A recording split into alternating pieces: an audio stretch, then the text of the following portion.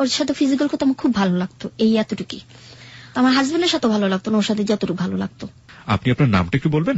আমার নাম চামেলি, আমি পুরান ঢাকা থেকে এসেছি।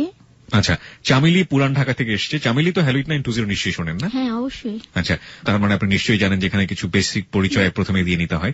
একটা হচ্ছে আপনার বয়সটা যদি বলতেন। সরি ভাই, আমার বয়সটা আমি নিজেও বলতে পারছি না। চামেলি প্রথমেই আমাদেরকে একটা ধাক্কা দিয়েছে। চামেলি জানে না তার বয়স কত। প্রিয় শ্রোতা, this is the first time বলতে পারি যে হ্যালো 920 শুরুর আগেই কেমন যেন একটা দোলাচালের মধ্যে আমরা পড়ে গেলাম। কেন জানে না চামেলি তার বয়স, সেটা আমরা পুরোটা অনুষ্ঠান শুনলেই বুঝতে পারবো। আচ্ছা, আপনি বয়স জানেন না, আপনি পুরান ঢাকাতে থাকছেন এখন বর্তমানে, রাইট? ওকে, চামেলি কোথা থেকে শুরু করবেন? ছোটবেলা আমি নিজেও জানি না, আমার আব্বু আম্মুকে তো আমাকে একজনে নিয়ে আসছে, তার নাম ছিল নাজমা। উনি আমাকে নিয়ে এক বাসা আমাকে দিচ্ছে, তো বাসা আমাকে রাখার পর বলছে যে মেয়েটা তো ভালোই, তো আমার কাজে মেয়ে নাই, ও আমার কাছে থাক। এটা কি আপনার সেই ছোটবেলার একেবারে ছোটবেলার স্মৃতি? মানে এটা কি আপনার মনে আছে নাকি আপনি কারো কাছ থেকে শুনেছেন? না, এটা আমার মনে আছে। ওকে। তো আমার হাতে একটা পিঠা ছিল, তেলের পিঠা, যেটা বলেন যে পোয়া পিঠা। পোয়া পিঠা বলে, অনেকে তেল পিঠাও বলে।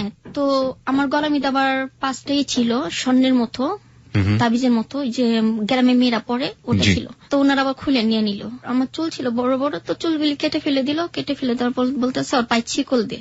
ওই সময়টাতে শিকল দেওয়ার কথা বলছিল। আপনি তখন কথা বলতে পারেন? হ্যাঁ, কথা বলতে পারি। তখন আমি এতটুকু ছিলাম। আপনার ওই সময়টায় মা বাবা কোনো কিছু মানে না?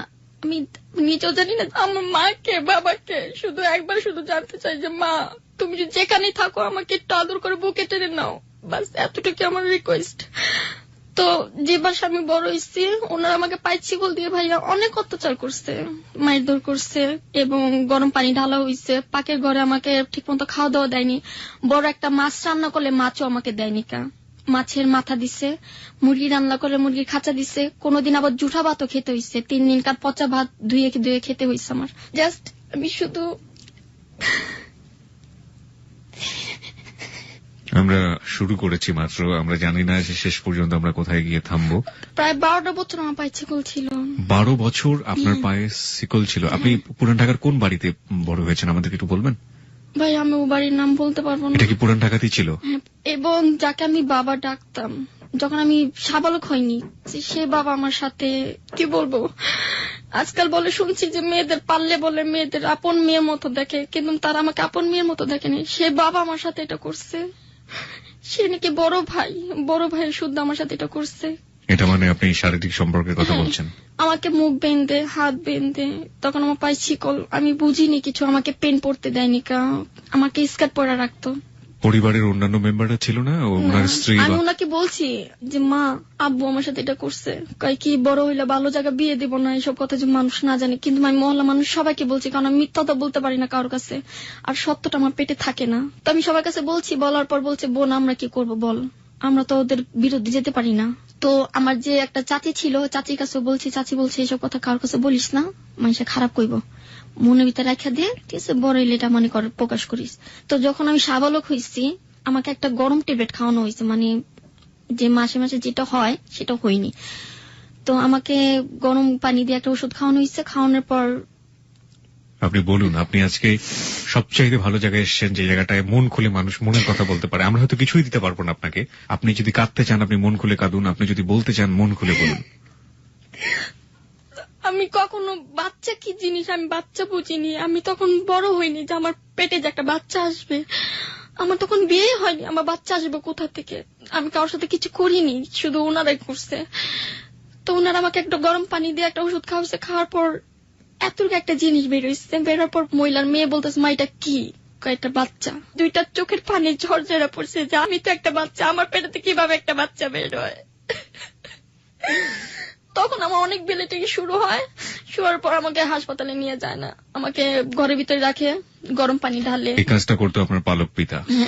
আমি একটু আপনাকে থামাচ্ছি চামেলি। প্রিয় শ্রোতা, আমরা আসলে প্রথমেই এত বড় একটা ধাক্কা খেয়েছি। আমি গল্পটাকে চামেলি, আমি এবং আমার শ্রোতা যারা রয়েছেন তাদের বোঝার জন্য আপনি একটু ধীরে ধীরে সুন্দর করে গুছিয়ে যদি বলেন, স্টেপ বাই স্টেপ, কারণ আপনি খুব দ্রুত যাচ্ছেন, অনেকেই হয়তো খেই হারাই ফেলবে।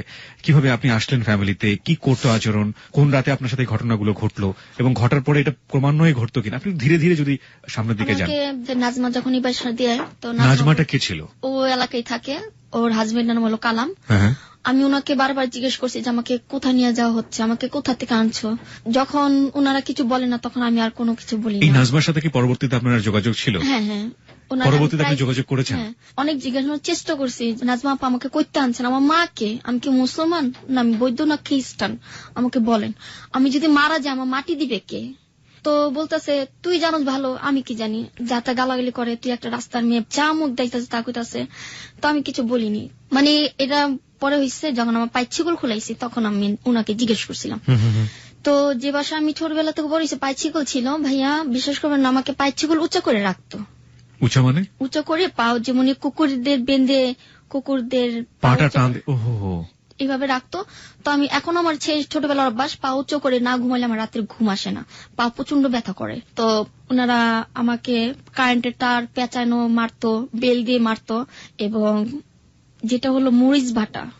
যে কোনো মেয়েদের মনে হয় সব, যে মেয়েরা এখন শুনতেছো, তোমাদের কাছে একটাই রিকোয়েস্ট যে কোনোদিন কে কখনো বিশ্বাস করো না। আমি ছেলেদের বিশ্বাস করতে পারি না। আমাকে মরিচ বাটা লাগানো হয়েছিল, যে কোথায় লাগানো হয়েছিল সেটা আমি প্রকাশ করব না, সেটা আপনারা ভালো করে বুঝে নিতে পারছেন। মরিচ বাটা লাগানো হতো তো আমি মুরগির মতো লাফাইতাম।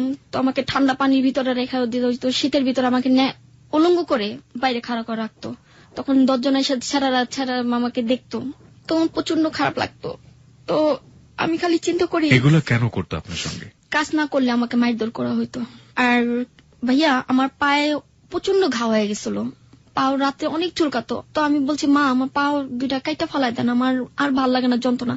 এই পার গাও নিয়ে আবার পানি চাপ দিতাম, বালতি বইরা বইরা কাপড় আমাকে ধুইতে হইতো, ঘর পুছতে হইতো। ওই লোকের নাম কি ছিল বলবেন? আমি নামটা বলতে পারবো না ভাইয়া। ওকে, আপনি যদি না বলতে চান আমরা নামটা আপনার কাছ থেকে জোর করে বেরো করবো। ঠিক আছে।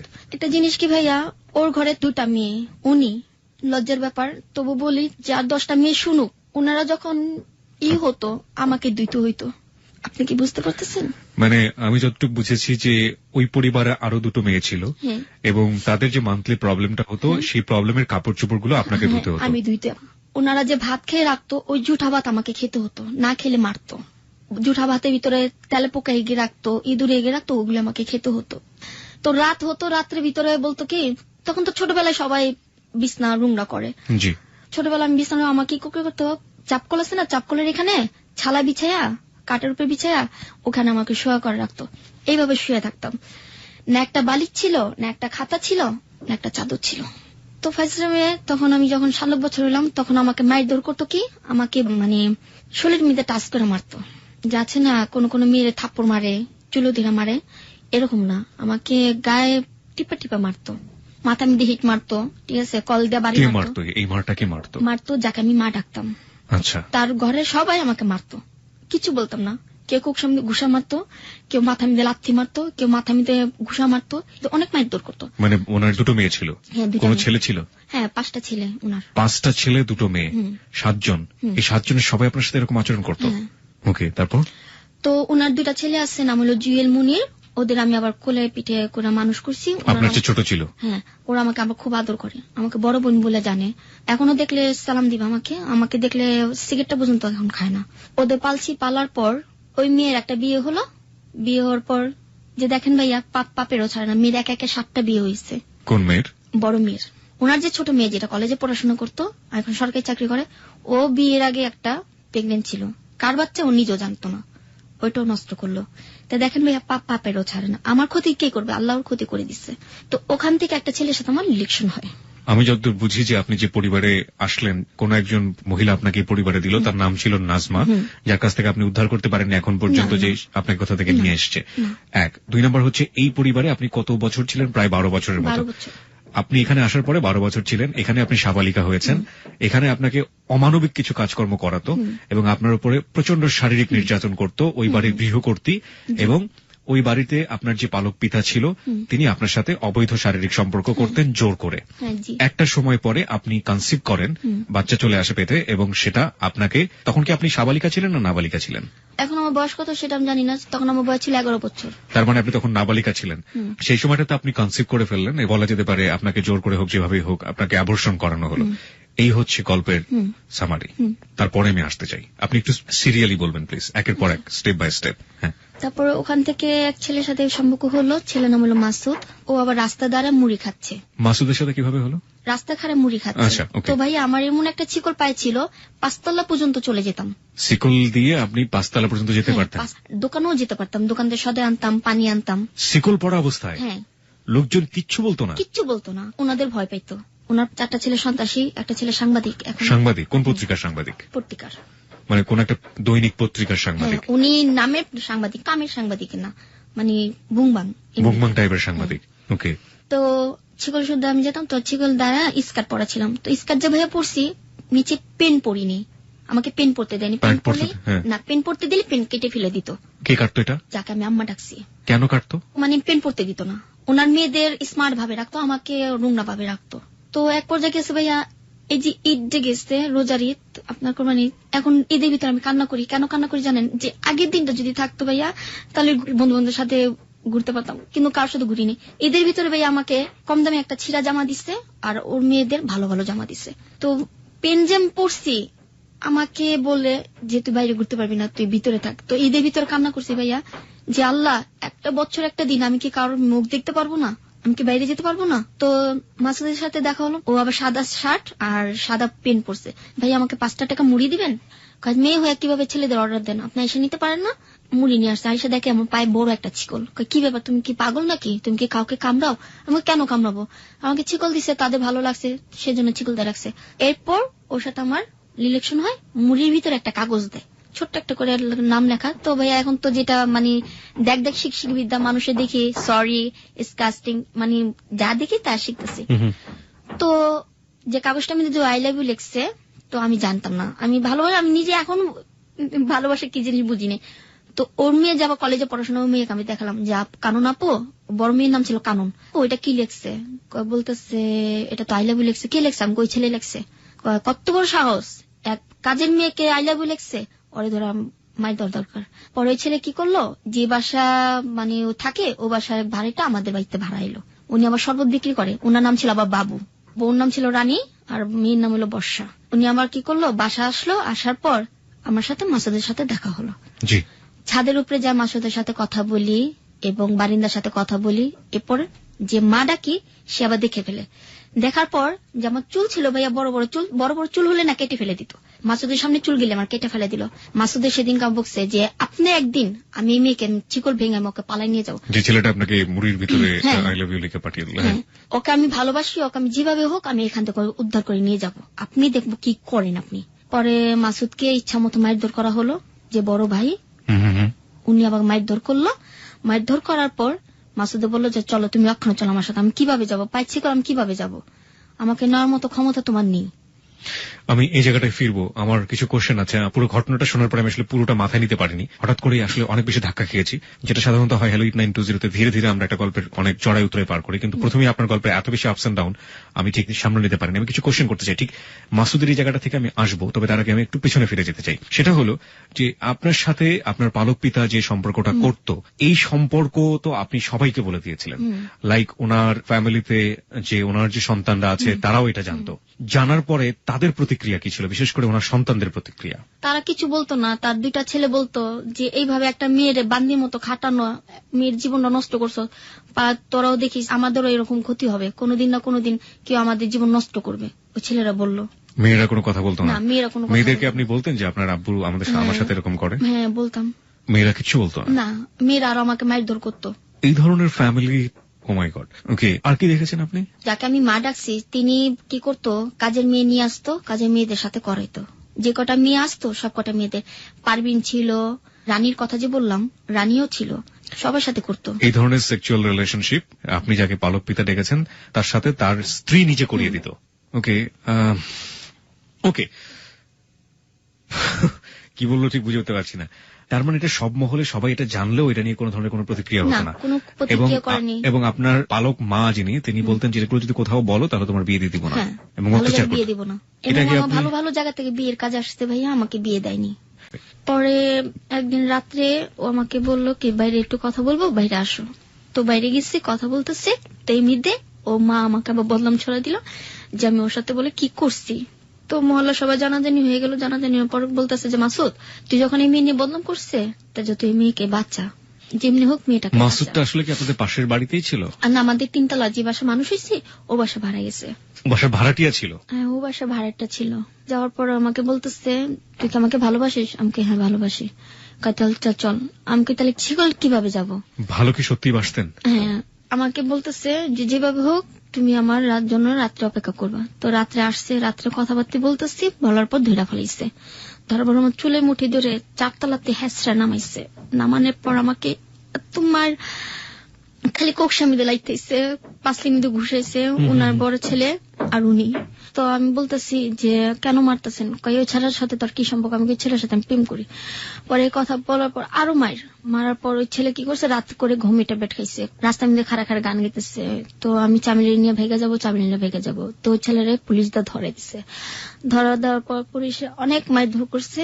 তো মারধর করার পর আমি একদিন সুযোগ পেলাম, টেবিলের ভিতর ডয়ের ভিতর অনেকগুলি টাকা, সব 500 টাকার নোট। তো আমি তো টাকা চিনিও না ঠিক মতো। তো আবার চাবিটা রাখছে, আমার তালার চাবি। আমি আবার কি করছি, একবার হ্যাসকোভেল দিয়ে তালা কাটতে গেছি, তো ধরা পড়ে গেছি।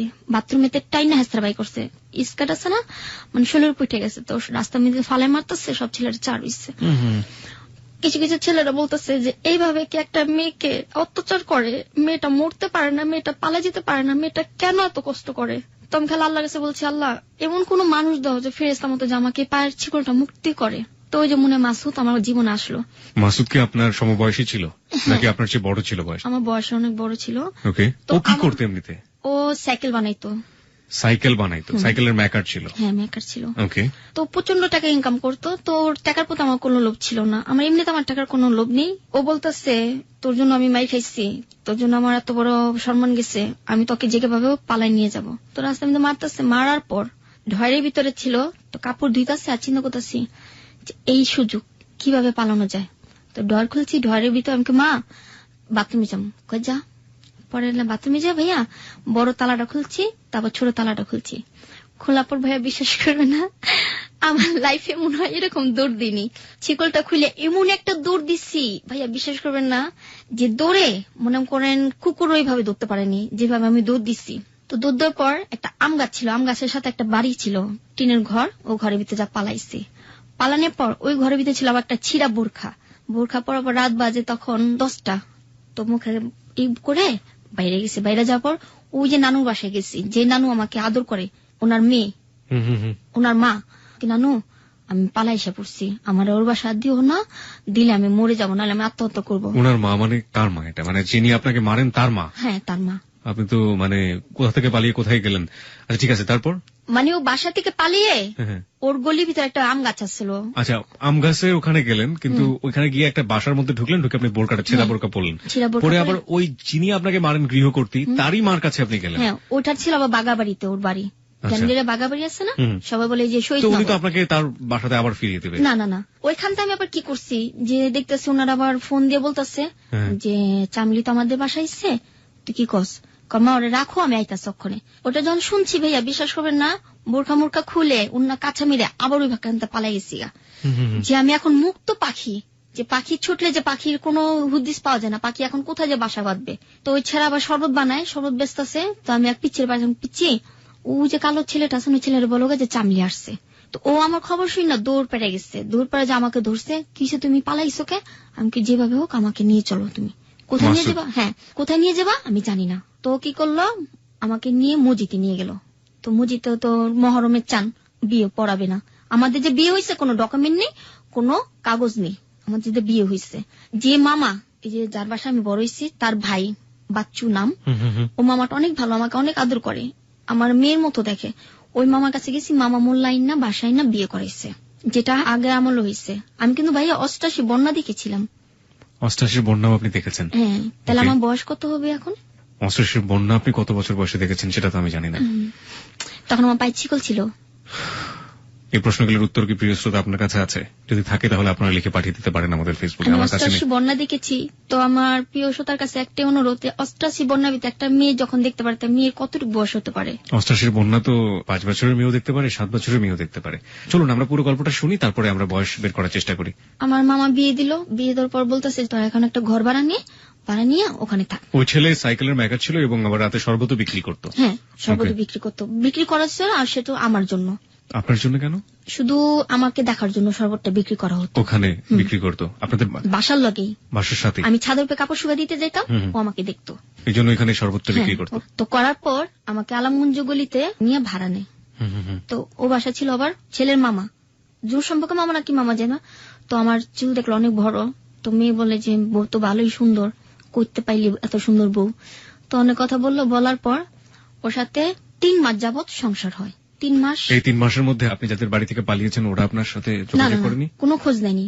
বলছে কি জানেন, শয়তান দূর হইছে, আপদ বিধি হইছে, সেটার জন্য আমার কোনো আফসোস নেই। টাকা বেঁচে গেছে, ওকে বিয়ে দিলে টাকা লাগতো। আচ্ছা, ঠিক আছে, সেটা আমার নানির কাছে আমি শুনছি, যে নানি আমাকে আদর করে, ওই নানির কাছে শুনছি। ওই নানি ওদের বিরুদ্ধে। তো একদিন মানে নানি আলম সাহেবের নাম কখনো শুনেনি মনে হয়, আমি বলি ওনাকে আল্লাহ বেহেশতে নসিব করুক। শুনতাছি বড় এখন উনি বলে আমাকে পাইছে, উনি পায়া ওই রেনুর মার কাছে দিচ্ছে, যে আমার নানির নাম হলো রেনু বেগম, ওনার কাছে দিচ্ছে। ওনার নাম ছিল আলম সাহেব, এখন বর্তমানে উনি মারা গেছে। ওনার আলম এটা? শিল্পপতি আলম সাহেব। আলমের 1 নম্বর পচা সাবান? হ্যাঁ হ্যাঁ হ্যাঁ হ্যাঁ, ওই আলমের কথা বলছেন আপনি? হ্যাঁ হ্যাঁ হ্যাঁ। ওকে, তারপর? ওনার বাড়ি হলো আমাদের এলাকায় আলমগঞ্জ গলিতে। আচ্ছা। তো ওনাদের পিছনে মাঠ আছে, তো মাঠের মধ্যে অনেক শাক, তো আমাকে শাকটি তুলে নিয়ে আসি। তো শাক তুলতে গেছি, দেখি নানি। তো ভাইয়া বিশ্বাস করেন, আমাকে নানি দেখে আমি ভয়ে টয়লেটে যা পলাইছি, যে আমাকে দেখলে তো আবার ধরে নিয়ে যাবে। নানি আমার বাই করে ফেলাইছে, কয় তুই এদিকে আয়, কোন বাড়িতে গল নিস, আমাকে আহো। পরে এবার যে বাসা আমি গনিসু বাসা বাড়ি এলে বললো যে দেখো আমার নাতিনটা আদরের, ওর মা নেই বাবা নাই, তুমি ওরে দেখা রেখো, আরে কোনোদিন কষ্ট দিও না। ও যে কষ্ট যেটা শুইছে ছোটবেলা থেকে, এখন যে কষ্টটা তোমার কাছে করবে সেটাও শুইতে পারবে না। তুমি ওর স্বামী, তুমি ওর সব, তুমি ওর কষ্ট দিও না ভাই, ঠিক আছে? আজকা পড়তে ওর যা লাগে দায়িত্ব আমি দিব। আমার ঘরের হাড়ি পাতিল যা লাগে সম্পূর্ণ আমার নানি দিচ্ছে, কিনা দেওয়ার পর ছেলে অন্যরকম হয়ে গেল। উনি কি আলমের মা ছিলেন? না। তাহলে নানি হলেন কিভাবে? ওটা ওই যে বাসা আমি বড় হইছি, ওনার মা। যে বাসা থেকে পালিয়ে আপনি ওনার বাসায় গিয়েছিলেন, পরবর্তীতে যোগাযোগ করে আপনাকে দিয়ে দেওয়ার কথা বলছিল ওই ভদ্র মহিলা। আর আলমের সাথে ওনাদের কি সম্পর্ক? হ্যাঁ, ওনাদের সম্পর্ক হলো, আলম হলো ওনার কি জানি লাগে, মানে আত্মীয়ের মধ্যে কিছু একটা হবে। এই আলম সাহেবই আপনাকে কুড়িয়ে পেয়েছিলেন কোথা থেকে? কুড়িয়ে পেয়েছিল, ওনার হাতে দিয়েছিল, উনি আবার ওনার মেয়ের কাছে দিয়ে দিয়েছে।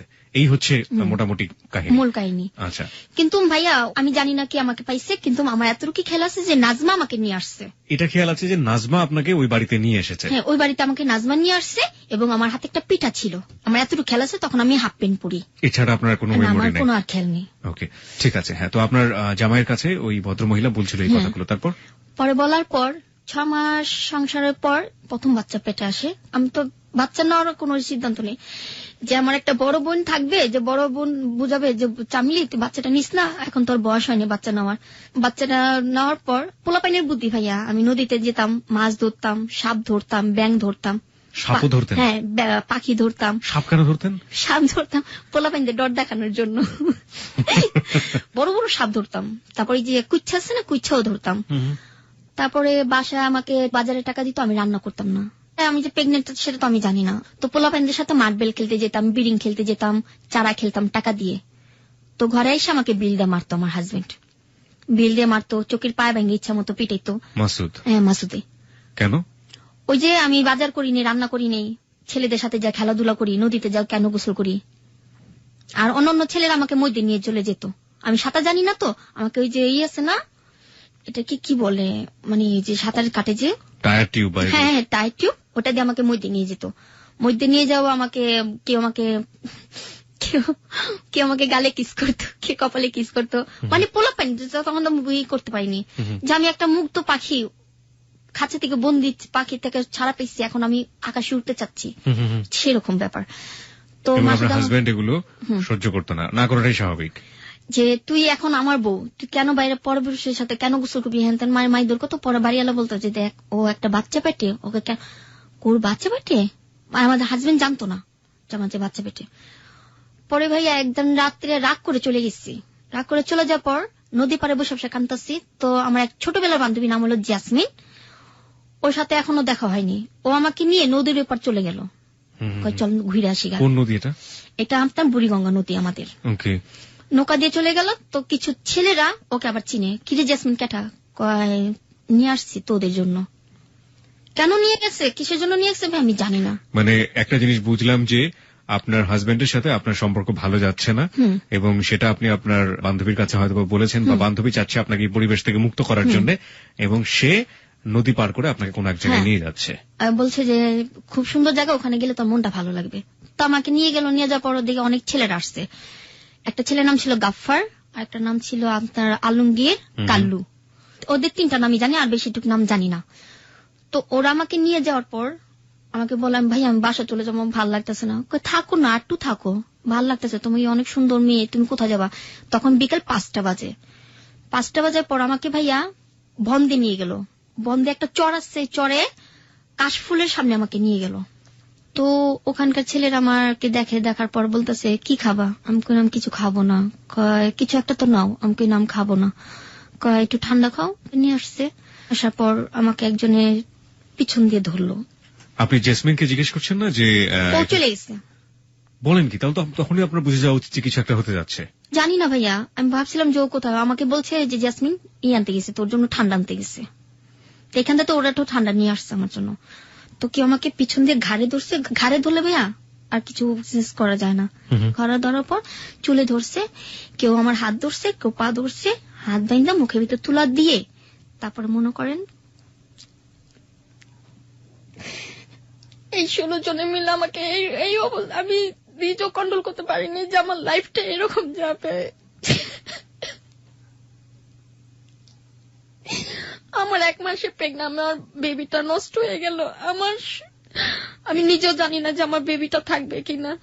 তো ওরা 16 জন করার পর আমাকে সারা রাত কেউ বলেনি যে আমি বাঁচবো। তো ওরা আমাকে নদীর ঘাটে আইনা, কালু ছিল, কালু একটু ভালো ছিল, কালু আমাকে কিছু করেনি। তো আমাকে কোলে করে নিয়ে এই পারে ফালাই দিয়ে গেছে। এই পারে ফালাই দেওয়ার পর নানিকে খবর দিচ্ছে। নানি আবার মাজারে খাদিম, উনি আমার মামা মাজারের খাদিম। ওনাকে বলতেছে যে আপনার নাতিন রেখে জানি কি করছে, আপনার নাতিন অবস্থা সিরিয়াস, আপনার নাতিন মনে বাঁচবে না। 16টা ছেলে ছিল ওখানে? হ্যাঁ। ওকে, তারপর?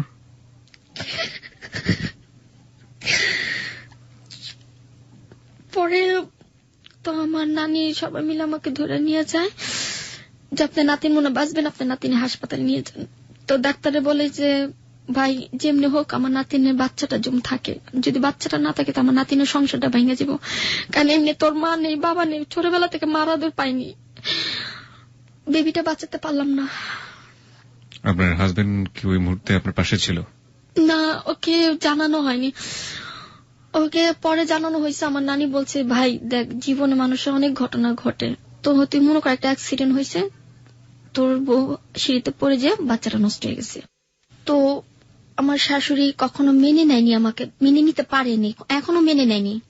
তো বাসায় গেছে। বাসায় যাওয়ার পর কি হয়তো এই বউ থাকবে, নাহলে তুই থাকবি, ওকে বিয়ে করে দে, তোকে আবার বিয়ে করাবো।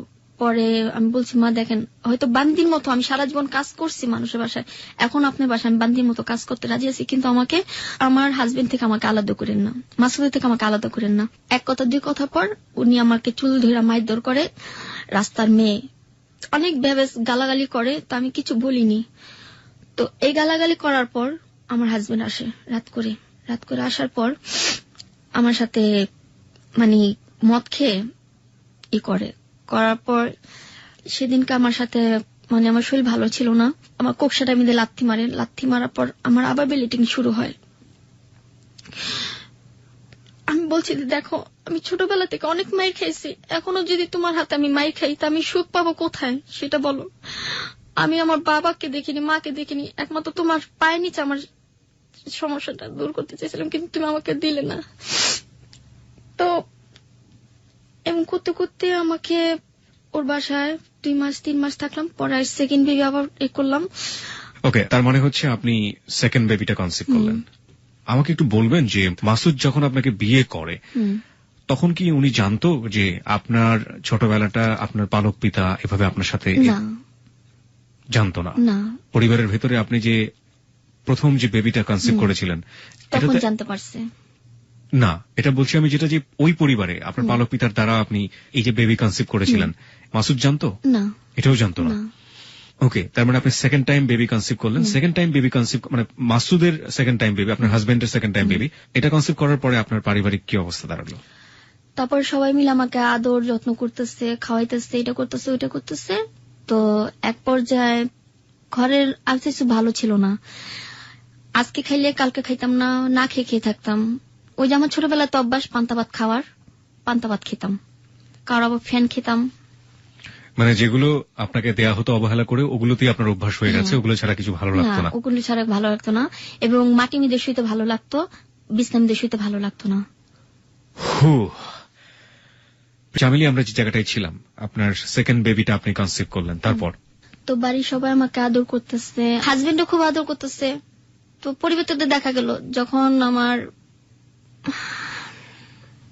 শাশুড়ি আমাকে বলে যে আজকে যদি আমাকে ছেলে বিয়ে করেতাম তাহলে আমার ছেলের জন্য অনেক টাকা মানুষ দিত, ভালো ভালো মেয়ে আমার ছেলের জন্য রান দিয়ে দাঁড়াচ্ছিল, কিন্তু তোকে বিয়ে করে আমার ছেলের লাইফটা নষ্ট হয়ে গেল।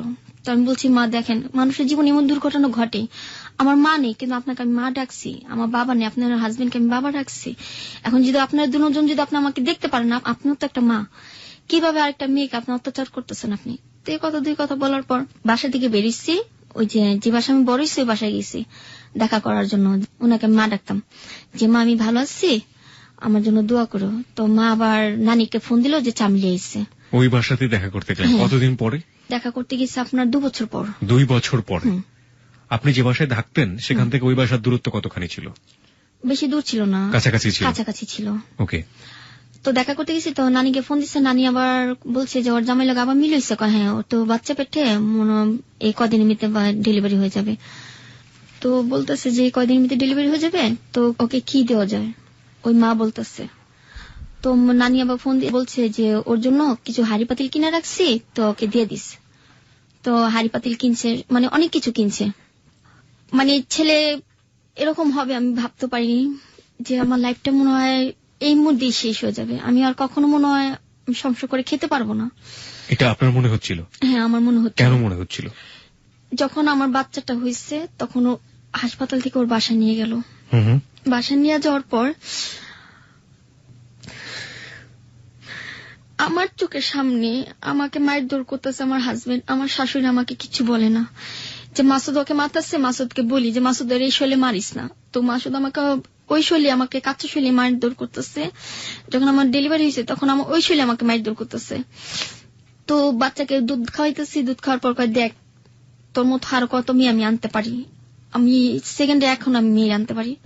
তো রাতে একটা মেয়ে নিয়ে আসলো আমার ঘরে। আপনার বেবিকে দেখে সে খুশি হয়নি? না। কেন? মেয়ে হলো কেন? কত সালে আপনার মেয়েটা হয়? আমার সঠিক খেয়াল নেই, সালের হিসাবটা জানেন না? কিচ্ছু জানি না ভাইয়া। ওকে। আমি যে এখন যে আপনার সাথে কথা বলতেছি ভাইয়া, মাইন্ড করেন, আমি যে কথা বলতেছি আমি মানুষের দেখা দেখে শিখছি। আমার লাইফে আমি কখনো পড়াশোনা করিনি, আমার নিজের নামটা পর্যন্ত আমি লিখতে পারি না। এটা কত সাল চলছে আপনি জানেন? মানুষের মুখে শুনি 2013 চলতেছে। 2013 চলছে। আপনার মেয়ের বয়স কত আপনি জানেন? 11 বছর। 11 বছর? ওর দাদি বলছে। ওর দাদি বলেছে 11 বছর। 11 বছর যদি হয়ে থাকে তাহলে আপনার মেয়ে জন্মগ্রহণ করেছে 2002 সালে। ঠিক আছে, হ্যাঁ, মেয়ে হলো বলে আপনার হাজবেন্ড কেউ আমাকে দেখতে পারে না, গায়ে হাত তোলা শুরু করলো। গায়ে হাত তোলা শুরু করলো। এবং আমার শাশুড়ি আমাকে বলে যে তুমি বাচ্চা নিয়ে চলে যাও, বাচ্চা রাখবো না, তুই বাচ্চা নিয়ে চলে যা। আমি কোথায় যাব, আমার যাওয়ার জায়গা কই, আমি কোথায় যেয়ে থাকবো? এবং আপনার হাজবেন্ড সেই রাতে?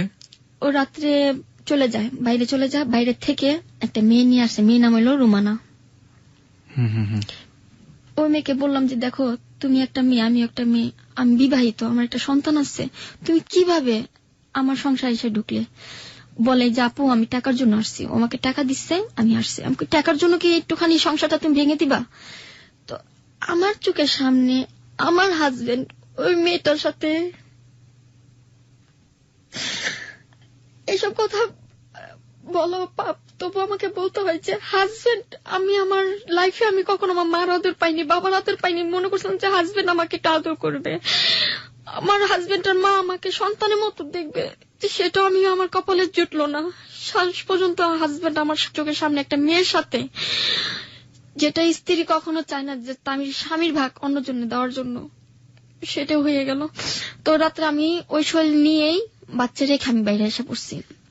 বাইরে আসার পর ওই বাসায়, যে বাসা ছোটবেলা থেকে বড় হয়েছি, ওই বাসায় গেছি। ছাদের উপরে যা শুয়ে রয়েছি, পায়খানা ছাদের উপরে শুয়েছি, চালের উপরে শুয়েছি। কেউ আমাকে দেখতে পারেনি। কেউ ইটা মারছে, কেউ পানি মারছে, কেউ আবার নোংরা পানি মারছে আমাকে। মানে আপনার যাওয়ার আর কোনো জায়গা নেই, আমার কোনো, হ্যাঁ, নিজের হাজবেন্ডের বাড়ি ছেড়ে গিয়ে আপনি আবার সেই বাড়িতে চলে গেলেন, গিয়ে ওই বাড়ির ছাদের উপরে ঘুমাচ্ছেন, টয়লেটের ছাদের উপরে। আপনার বেবিটা কোথায়? বেবিটা এখন ওদের কাছে। না না, সেই মুহূর্তে আপনার বেবিটা কই ছিল? বেবি ওদের কাছে ছিল, আমি রেখে এসে পড়ছি। ওকে। আলা পরে কি করব ভাইয়া, পরে যে আমার শরীর ভালো না, তো দেখি কি প্রচন্ড ব্লিডিং হচ্ছে। তো ডাক্তারের কাছে গেলাম, আমার কাছে ওই মুহূর্তে টাকা ছিল না। তো কেউ বাসায় বলছে যে চামিলি 50টা টাকা দেবো, বাথরুমটা দিয়ে দে। চামিলি 10টা টাকা দেবো, কাপড় কাটা দিয়ে দে। চামিলি 20টা টাকা দেবো, আমার বাসন পালাটি দিয়ে দে। এমনি এমনি মানুষের টুকটাক কাজ করে ওষুধ পানি করতাম। তো আমার যে মেজো ভাই, যার বাসা আমি বড় হয়েছি, তার মেজো ছেলে, ও রাত্রে আমি আবার ছাদের উপর শুয়ে রয়েছি, শীতের ভিতরে, কাপড় নেই, কোন একটা ছালা নেই, বালিশ নেই, এভাবে শুয়ে রয়েছি কোকড়া হয়ে, যেভাবে একটা কুকুরের বাচ্চা যে ঘুমায়, আমি সেভাবে শুয়ে রয়েছি, শীতে কাঁপতাছি। তো ওনার মেজো ছেলে গেছে, মেজো ছেলে যা বলতেছে, তোর টাকা লাগবে? আমি কই, হ। কত টাকা লাগবে? আমাকে 500 টাকা লাগবে। আচ্ছা ঠিক আছে, নে। তখন আমার ইচ্ছা বিরুদ্ধে, আমি নিজের ইচ্ছায় ওর সাথে আমি ফিজিক্যাল করি। কার সাথে ছিল এটা? মেজো ভাই। মেজো ভাই মানে হচ্ছে আপনি যে পরিবারে বড় হলেন, তার মেজো ছেলে, তার মেজো ছেলের সাথে। ওকে, তারপর? তখন আমার সাথে থাকলো, থাকার পর পর হাতে যে 10 টাকা দিচ্ছে ভাইয়া, আমি জানি না। তখন কি হলো ভাইয়া, আমাকে 10 টাকা কেন দিলেন? কি 10 টাকা, তোর সাথে আমি কিছু করছি? থাপ্পড় দিয়ে, কানাপটি থাপ্পড় দিয়ে সিঁড়িতে ফেলে দিল।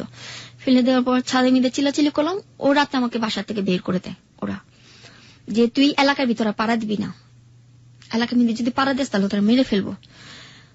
তো আমি জিদ করে ভাইয়া, ওই যে ঘুমের ট্যাবলেট আছে না, ঘুমের ট্যাবলেট 9টা ট্যাবলেট খেয়ে গলি ভিতরে উৎপাত করি, যে কেমন বাপ, যে বাপ আমার সাথে এটা করছে, কেমন ভাই, যে ভাই আমার সাথে এটা করলো, কেন করলো, মহল্লা সব বের হয়ে গেছে। আমি সবাইকে জানিয়ে দিছি, ডোল পিটায় সবাই বলে দিচ্ছি যে আমার সাথে কেন করলো, কিসের জন্য, আমার লাইফটা কেন নষ্ট করলো। আজকে আমার স্বামী থাকতে স্বামী নেই, আজকে তোদের জন্য আমার স্বামীর আমার সংসারতে নাই হয়ে গেছে, তোদের জন্য, তোদের কারণে। তো এমন কোথাও কোথাও আমাকে রাস্তার মধ্যে ফেলে ইচ্ছা মতো মাসুদকে দিয়ে মাই খাওয়ায়, মাসুদ আমাকে মারে। পরে এক পুলিশ আসে, যে ওকে কেন মারতেছ? আমার বউর আমি যেভাবে মারি, আপনার কি? এটা তো তোর বউ না, ও তো তোকে ছেড়ে দিচ্ছে। তুই যখন একটা মেয়ে নিয়ে ওর সামনেই করতে পারছ, সেটা তো তোর বউ হতে পারে না।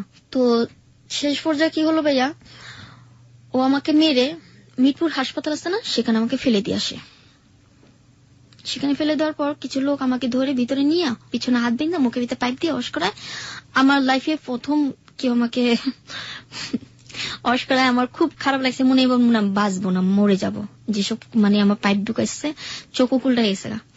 তো বলতেছে, তুমি এখন সুস্থ পুরোপুরি, তুমি সকালবেলা বাসায় চলে যাও। তো কোথায় যাব আমি, কি করব? আবার ওই নদী পাড়ে গেলাম, ভ্যান গাড়ির নিচে ঘুমাই, টেরাকের নিচে ঘুমাই, টেরাকের উপরে ঘুমাই, তারপরে আপনার ঠেলা গাড়ির উপরে ঘুমাই। এইভাবে আমার জীবনটা কাটতেছে। মেয়েকে দেখতে ইচ্ছে করতো না? হ্যাঁ, মেয়েকে দেখতে ইচ্ছে করতো। তো মেয়েকে দেখতাম, চুপে চুপে যেতাম যখন আমার শাশুড়ি না থাকতো। আমার 3টা ননদ ছিল, একটা ননদ বর্তমানে মানে ও এখন সব ছেলেদের সাথেই করে।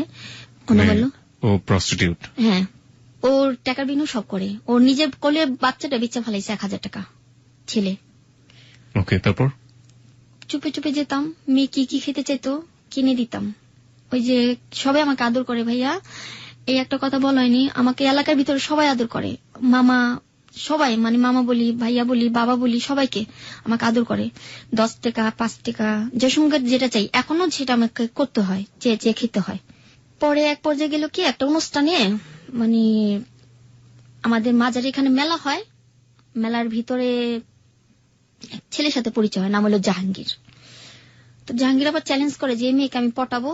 তো আমাকে পটাইছে ভাই, আমাকে একটা নাম্বার দিয়ে। তখন আমার মোবাইল ছিল। কার সাথে চ্যালেঞ্জ করে? ওর বন্ধুর সাথে। তখন ও কানে দুল বানায়, চ্যালেঞ্জ করে যে আমি যে বিয়ে করছি এটা জানাবি না। তো জাহাঙ্গীরের নাম্বার এখনো আমার কাছে আসছে, বিশেষ না, ওর সাথে কথা বলতে পারেন আপনি। ওকে, আমরা একেবারে আপনার জীবনের গল্প শেষ হলে, প্রাসঙ্গিক হলে আমরা কথা বলবো। আচ্ছা, তো ও যে বিবাহিত ভাইয়া সেটা আমি জানি না, আমি সব বলছি, আমি আমার মেয়ে আছে একটা, আমি বিবাহিত, আমার হাজবেন্ড নেই, আমি বলছি আমার হাজবেন্ড মারা গেছে, সম্পূর্ণ ডিটেলস বললাম। ঠিক আছে, আমি মেনে নিলাম। তো একদিন আমাকে অফার দেয় পোস্তকলা ব্রিজে, চলো পোস্তকলা ব্রিজেতে আমাকে নিয়ে গেল আপনার কারণ বাজার, এই যে কারণ বাজার নিয়ে আসে আমাকে। কারণ বাজার আপনার এই যে একটা হোটেল আছে, সেই হোটেলে আমাকে উঠায়। তখন আমি লাইফে আমি হোটেল দেখিনি, আমার লাইফে প্রথম। তো উনি আমার সাথে ফিজিক্যাল করতে চাচ্ছে, তো আমি জিতছি না, আমি দেব না, জোর জবরদস্তি আমাকে ছাড়তে করতে, আমি দিচ্ছি না। পর আমার হাতে আবার চুরি ছিল, আমি হাত কাইটা ফেলাইছি ভাই, এই যে দেখতে পাচ্ছি হাত কাইটা ফেলাইছি। তো হাতে মিদে শিলে পড়ছে মনে করেন 16টা।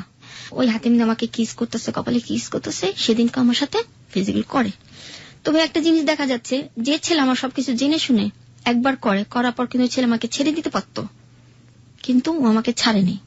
ও আমাকে ভালোবাসে, আমি ওকে ভালোবাসতাম। আমার প্রথম স্বামীকে যতটুকু না ভালোবাসতাম, আমি ওকে ভালোবাসতাম। এক পর্যায়ে ও আমাকে নিয়ে আমার এলাকায় ঘর নেয়, মাসুদকে দেখে আমি ওরাকে ঘর নেই, যেটা আমার হাজবেন্ড। সবাই জানে যে এটা আমার হাজবেন্ড, বিয়ে করিনি। কিন্তু আপনি যে ছেলেটার সাথে এই সম্পর্ক করলেন, ওর নাম যেন কি? জাহাঙ্গীর। জাহাঙ্গীর। জাহাঙ্গীর তো জানতো যে আপনার হাজবেন্ড মারা গেছে, তাহলে মাসুদকে দেখিয়ে ঘর নিলেন কিভাবে? মাসুদ তো জানে না যে এটা আমার হাজবেন্ড, ওর সাথে আমার বিয়ে হয়েছে। তো মাসুদকে আমি বলছি যে আমি একদিনের ভিতরে আমি বিয়ে করে তোকে আমি দেখা দিব। আচ্ছা, এমনি জাহাঙ্গীর জানতো যে মাসুদ আপনার হাজবেন্ড? না। ওকে। ও জানতো যে আমার হাজবেন্ড মারা গেছে। যে আমাকে নিয়ে গলিতে ঘর নিচ্ছে, আর একটা বছর ওর সাথে সংসার করলাম। আমাকে খাওয়া লাওয়া ভাড়া বুড়ো সব দিত, সম্পূর্ণটা দিত। 2.5 বছর সংসার করলেন, বিয়ে হয়নি? বিয়ে হয়নি। মানে এটাকে ইংরেজিতে লিভ টুগেদার বলে, আপনি কি জানেন লিভ টুগেদার? আপনি জানেন না? ওকে, হ্যাঁ, তারপর?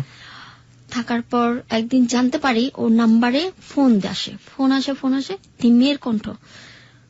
কি ব্যাপার, তুমি কোন মেয়ের সাথে কথা বলতেছ? আমার এক ফ্রেন্ড। মেয়ে আবার ফ্রেন্ড হয় নাকি? আমার তো কোনো ছেলে ফ্রেন্ড নেই, তোমার মেয়ে ফ্রেন্ড আসলো কোথা থেকে? কয়টা মোবাইলে পরিচয়। তো একদিন রাতে ও শুয়ে আসছে, তো আমি আমার মোবাইলটা চেক করি। আমি হ্যালো, কে? আপনি কে? ওর মোবাইল আপনার হাতে কেন? কয় আমি ওর বউ। আমি কই আপনার নাম কি? কয় মিলি। মানে জাহাঙ্গীরের ওয়াইফের নাম ছিল মিলি। জাহাঙ্গীরের একটা ছেলে একটা মেয়ে। তখন জানতে পারি যে ও বিবাহিত। তো ভাইয়া ও যখন অসুখে পড়ে, আমার হাতে টাকা নেই, আমার ঘরে চাল জমানো ছিল, ও চাল বিক্রি করে আমি ওর অসুখের টাকাও দিই এবং ওর মাথা পানি ঢেলা দিই। আমি কখন আমার হাজবেন্ডের পাও টিপে দিন, ও পাও টিপে দিচ্ছি। এমনও দিন গেছে না খেয়ে ওকে আমি খাওয়াইছি। সবকটা ছেলেরা আমার সাথে মানে ছলনা করলো, কিন্তু একবারও বুঝলো না যে এই মেয়েটা কোথায় যে দাঁড়াবে। এখন যে মেয়েটা আছে, এখন কোথায় যে আছে দাঁড়াচ্ছে, সেটা ছেলেরা বোঝে না। তো জাহাঙ্গীর আমাকে বললো কি যে তুমি কি আমার ওয়াইফের সাথে কথা বলছো? আমি হ্যাঁ বলছি। কেন বলছো? আমাকে মন চাইছে, তেমন কত আমি মেলায় যাব। তো 3 দিন পর্যন্ত আসেনি ভাইয়া, 3 দিন 1 সপ্তাহ পার হয়ে যায়, আসে না। তো আসার পর ও বলতেছে কি যে একটা বাসাতে একটা খেতা নিয়ে আসছিল, আপনারা যেটা বলেন খাতা নিয়ে আসছিল ওর বোর থেকে। ও খাতা না আমার শৈলী মিদা ভাই আমি দিতে পারিনি, কারণ ওর বোর খাতা আমি তো দিতে পারি না, ও গায়ে দিত। ও মেলার ভিতর যায় এগুলি করে, মেলার ভিতরে যায় এক মেয়েদের সাথে পটায়, মেয়েদের সাথে এটা করে, যায় আরেক মেয়ের সাথে ফিজিক্যাল করে, নাম হলো শারমিন। এটাকে পটালো কিভাবে? এটা মেলায় গেছে, মেলায় গিয়ে বলতেছে যে ভাইয়া আপনার কানে দুলটা অনেক সুন্দর, আপনার নাম্বারটা দিবেন, আপনার সাথে আমি যোগাযোগ করবো। তো নাম্বার দিয়ে আসে। তো ওদিন আপনার রাতে আমার বাসায় আসে জাহাঙ্গীরে। আসার পর ওদিন রাতে আমার সাথে স্বামী স্ত্রী ভাবে সম্পর্ক করার পর সকালবেলা ওই মেয়েটা ফোন দেয় যে জাহাঙ্গীর তুমি কই? কয় তো আমি আসতেছি। আমি আবার শুনে ফেলাই। পরে ভাই আমি কি করছি, টাকা ভর্তি গেছি, মোবাইলটা নিয়ে গেছি। তো আমি শারমিনকে বললাম, শারমিন তুমি কি নাম্বারে ফোন দিছিল? হ্যাঁ। আমি কত বিবাহিত, তো 2টা বউ আছে, আমি একটা, আর বড় বউ নাম হলো মিলি। তুমি ওর সাথে কিভাবে সম্পর্ক করলে? আপনি ওর বউ, ও তো বিয়ে করেনি, ও তো বললো। আমি কই না, বিয়ে করছে, ওর 2টা বাচ্চাও আছে। ঠিক আছে ওর কাছে ফোনটা দেন। আমি কই না, ওর কাছে ফোনটা দেবো না, আমি যে ফোনটা করছি সেটা বলবো না। তো ফোন যা ঘরে যা আছাড় মারছি, আছাড় মারা পর আমাকে থাপ্পড় মারছে। তো আমি আবার কি করছি, বটি নিয়ে গলা মিদে একটা টান মারছি। এই যে গলা মিদে ডাক্তার আছে। আপনি আপনার গলার ভিতরে টান দিয়ে দিয়েছেন? হ্যাঁ, জিদ করে যে এই জীবন আর রাখবো না। সব ছেলেরা যখন আমার সাথে একটু করে, মাসুদও আমাকে ধোকা দিল, তুই আমাকে ধোকা দিচ্ছি, আমার এই জীবন আমি রাখবো না। যখন গলাটা টান দিচ্ছি তখন আমি অজ্ঞান হয়ে পড়ে গেছি। তো রক্ত ঝরা ঝরা পড়তেছে, আমাকে আর হাসপাতালে নিয়ে যায়নি। হাসপাতালে গেলি তো কেস মামলা হবে।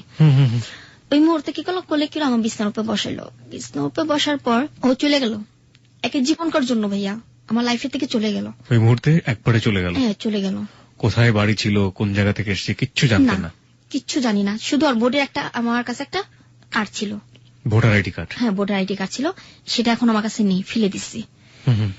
ও যখন আমার জীবনে নেই তো ওটা আমি রেখে লাভ নেই। তো আমি এইটা নিয়ে ঢাকা মেডিকেল গেছি। ঢাকা মেডিকেলে যে বলছি যে আমার হাজবেন্ড আমাকে গলা মেরে টান মারছে, বটি দিয়ে আমাকে জবা করতে চেয়েছিল রাত্রে, আমি এটা কিস করতে চাচ্ছি। ওই ন্যাশনাল আইডি কার্ড নিয়ে? হ্যাঁ। ওকে। পরে ডাক্তার আমাকে এটা সিলি করে দিল। সিলি করা দেওয়ার পর আমাকে ওখানে 1 সপ্তাহ পর্যন্ত রাখে হাসপাতালে। মানে কেউ কেউ রেপ হয়, কেউ কে বিচ্যুতি করে, ওখানে সব মেয়েরা ভর্তি হয়, ওখানে আমাকে রাখা হলো। তো কোন মেডিকেল? ঢাকা মেডিকেল? হ্যাঁ ঢাকা মেডিকেল, আউটরুমিস্ট, সেটা ভিতরে, যেখানে পুলিশরা চেক দেয়। ওকে। তো আমার ছবি তুললো, ছবি তোলার পর আমার ঠিকানা টুকা নিল। পুলিশ কেস হয়েছে, পুলিশ গেছে ও বাসা, যে বাসা আমি ভাড়া থাকতাম ওটা ছিল আসলামের বাড়ি। আসলামে এখন বাড়ি বিক্রি করে চলে গেছে। আসলামের বাড়ি ছিল, তো আসলামের বাড়িতে পুলিশ গেছে। তো আসলামের বড় জিজ্ঞেস করতেছে যে আপনার বাসা কি চামলি থাকে? কয় হ্যাঁ। ওর হাজবেন্ড কি জব করতে? কয় না, ওর গলা তুই নিজে পার মারছে। তাহলে তো আমার কিছু হলো না, এখানে কেস হলো না, ওকে ধরতে পারলাম না। সত্য ছিল। হ্যাঁ। তো মামলা এখন ভাই আমি কুত্তা পাগল হয়েছে, ওকে খুঁজতেছি, মেলায় মেলায় মেলায় মেলায় খুঁজি খুঁজি খুঁজি। তো কিছু কিছু মানুষ আমি বাবা আপনার তো মেয়ে আছে, আপনি কি চান আপনার মেয়ে মেলা মেলা ঘুরুক, কোন একটা ছেলেকে খুঁজুক? না। তখন আমি মোবাইল কিনি খুব কষ্ট করে, ইটা ভাঙ্গি ভাই। আমি আমার লাইফে আমি কখন ইটা ভাঙ্গিনি। এমনও দিন গেছে ড্রেনে ময়লা টুকা আমি খাইছি, বিশ্বাস হয় আপনাদের? আমি মেয়ে ড্রেনে ময়লা টুকাই খাইছি। কেউ যদি বাসি ভাত ফালাইছে, বাসি ভাতও আমি খাইছি, কিন্তু কখনো টাকার লোভে কখনো কারো কাছে যাইনি।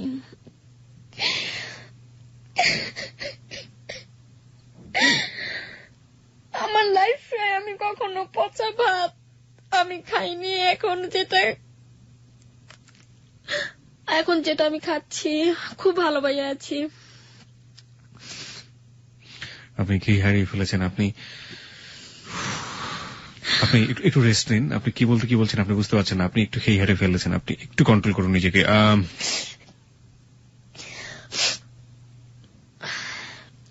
সেদিন আমি একটা মোবাইল কিনি, তো মোবাইলের মাধ্যমে কিছু কিছু মানুষকে নাম্বার দেওয়া হয়, সেটা আপাতত হারাই গেছে। এখন নতুন যেটা চালাচ্ছি সেটা আপনারা জানেন। ওই নাম্বার দিয়ে আমি অনেক যোগাযোগ করছি, পাইনি। নাম্বারগুলো আপনি মেলায় মেলায় দিতেন? হ্যাঁ মেলায় মেলায় দিতাম, যে ও যে মেলায় থাকুক আমাকে একটু ফোন দিবেন। আপনি তো অপরিচিত মানুষকে দিতেন, ওরা কিভাবে আপনার হাজবেন্ডকে চিনবে? ওরা মেলা করতো যে একসাথে, ছবি দেখাইছি। আপনার হাজবেন্ড কি? ও আচ্ছা, ছবি দেখিয়ে দেখিয়ে ফোন নাম্বারগুলো দিয়ে আসতেন, আপনার নাম্বারটা দিয়ে আসতেন। আর আপনার হাজবেন্ড মেলাতে কি, তো হাজবেন্ড ছিলেন না, মানে এক ধরনের বন্ধু বলা যায়? হ্যাঁ ফ্রেন্ড ছিল। ফ্রেন্ড। ও কি করতো মেলাতে? ও মেলাতে দোকানদারি করতো, ওই যে কানের দুল, কসমেটিক্স গুলো বিক্রি করতো। আচ্ছা। এক পর্যায়ে দেখা গেল যে এক লোক আমাকে ফোন দিল যে মা তুমি কই আসছো? তখন আমি আলমের বাসা কাজ নেই ভাই, আমার কুল নেই, এখন আমি আলমের বাসা যাবত কাজ করতেছি, আমার ওইখানে থেকে আমার মেয়েকে খরচ দিচ্ছি, আমি নিজে চলতেছি। আচ্ছা।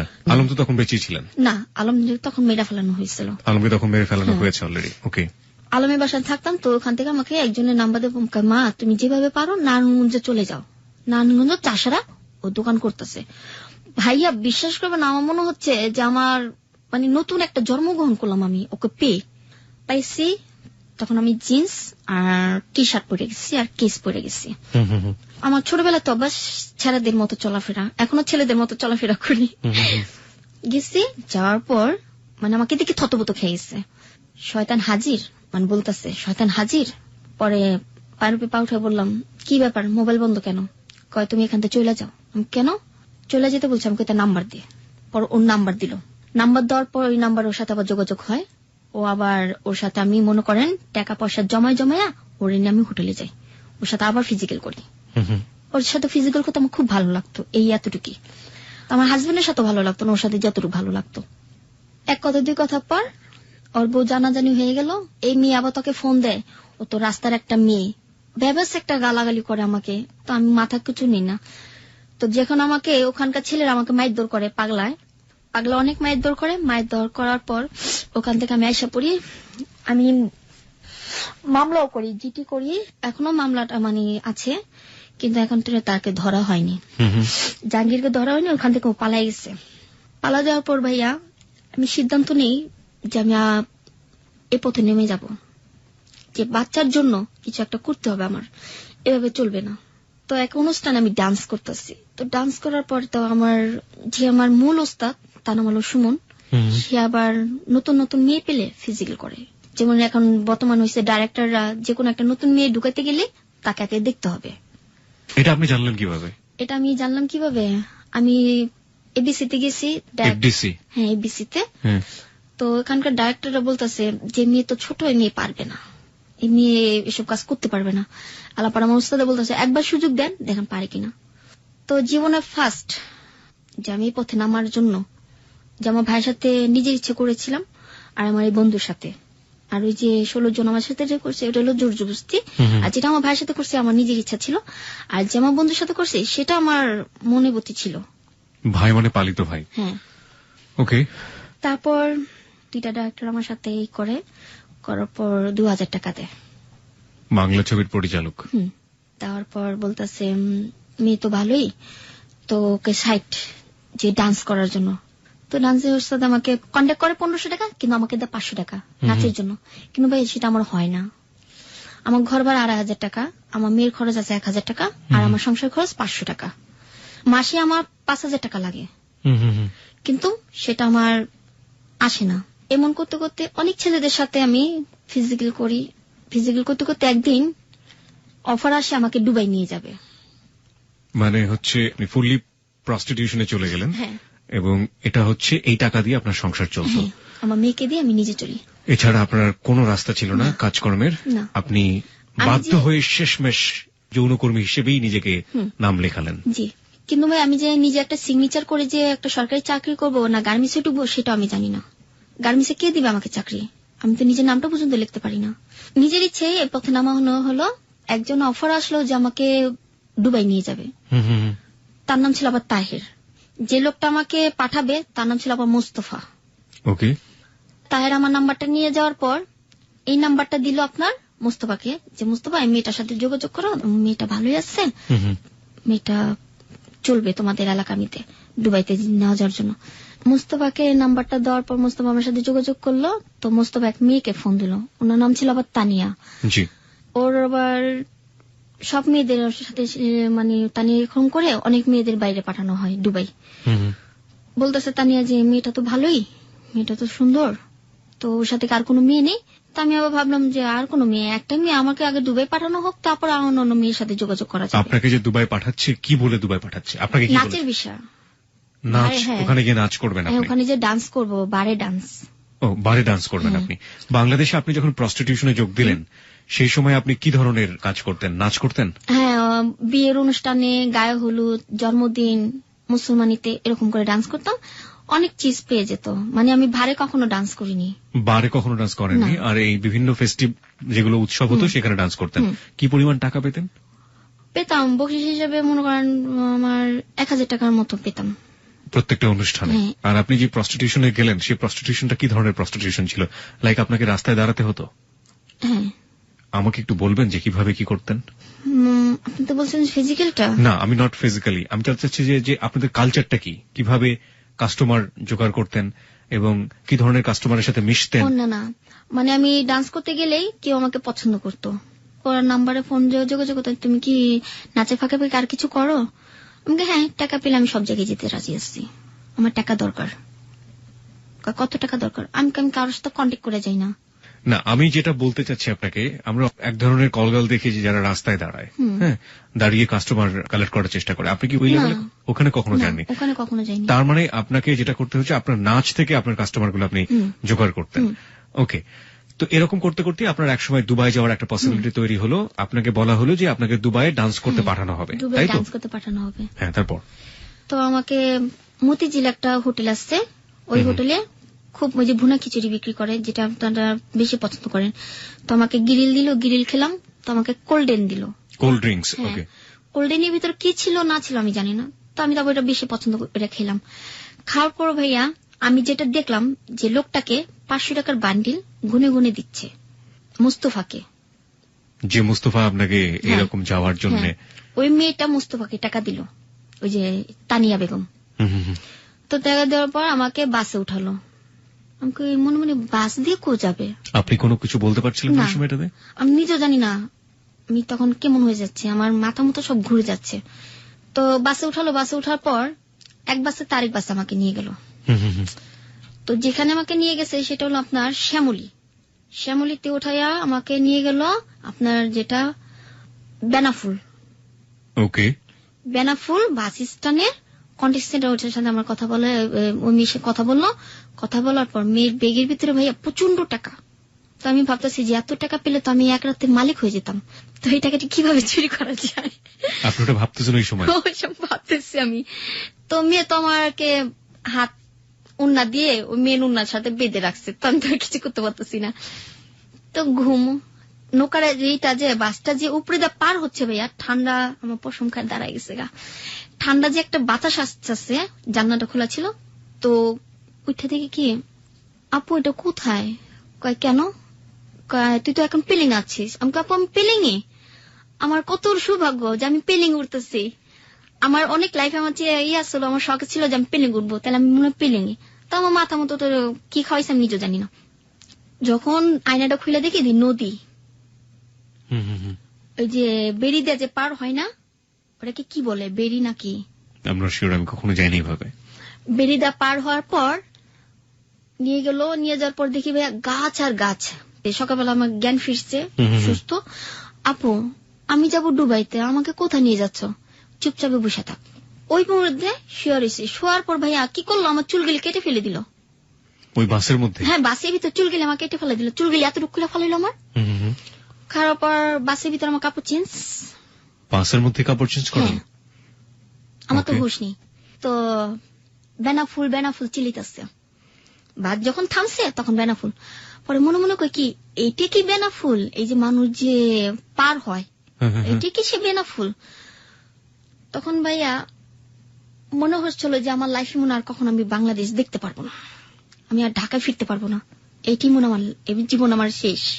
তো মেয়েটা যখন ভিতরে ঢুকে, এক সিএনজি থেকে আরেক সিএনজি, আরেক সিএনজি থেকে আরেক সিএনজি, ওখানে এটাই নিয়ম।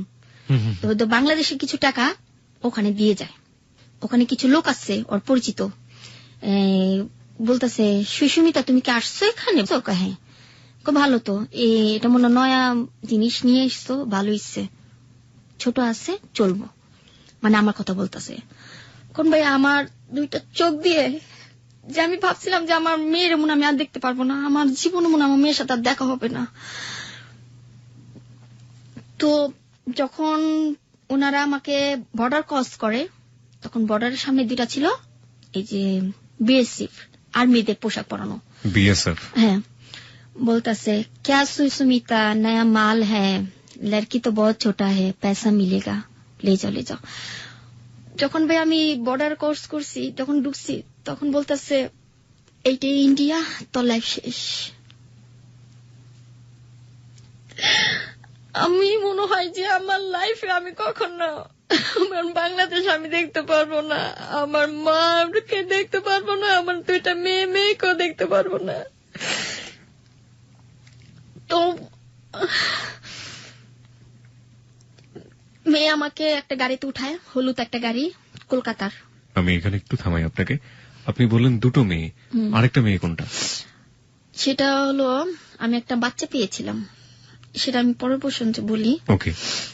তো আমাকে হলুদ গাড়িতে উঠায় কলকাতা সোনাগাছি যায় গি।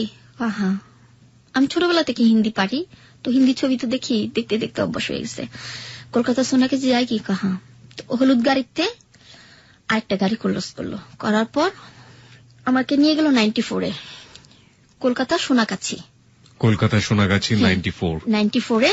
ওটা হলো মানে যে বাড়িটা নাম্বার 94। ওকে, 94 নম্বর বাড়ি। হ্যাঁ। কিছু কিছু মেয়েরা দেখি বাইরে দাঁড়া আসছে, কিছু ছেলেদের টানতাছে, কিছু কথা পর আমি দেখতেছি আর অনুমান করতেছি, এটি মনে হয় যে টিভিতে দেখি, যে কলকাতা ছবি দেখি, যে এটা মনে হয় এটা খারাপ জায়গা, আমার লাইফে আর কখনো বাংলাদেশ রাখা হবে না।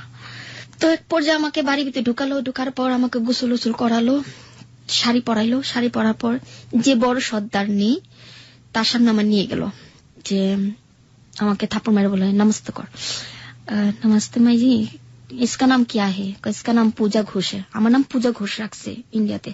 আর ওই মেয়ের নাম হলো সুস্মিতা বোস। ওকে, আসল নাম ছিল? আসল নাম ছিল তানিয়া বেগম। তানিয়া বেগম। ওনার সম্পর্কে আপনি কতটুকু জানেন? উনি বাংলাদেশে উনি নাকি কি বলে এটাকে, ওই যে বেরিয়েছে যে ইয়াবার ব্যবসা করতো। ওনার পরিবার কোথায় থাকে? না, ওনার হাজবেন্ড নেই। উনি ইন্ডিয়াতে অনেক গিলে হাজবেন্ড মানে ই করছে, এটা আমার হাজবেন্ড, এটা আমার হাজবেন্ড, এক রাত্রে একটা করে হাজবেন্ড বানায় ওনার কাজের সুবিধার্থে। হ্যাঁ, কাজের সুবিধার্থে। ওনার একটা ছেলে আছে, কিন্তু এই ছেলেটা কার এটা কেউ জানে না। কেউ জানে না। ওকে। তারপরে আমাকে যে রুমে রাখা হলো, আমার একটা আলাদা রুম দিচ্ছে। তো ছোট ছোট স্কার্ট পরে, মানে কি বলবো ভাইয়া,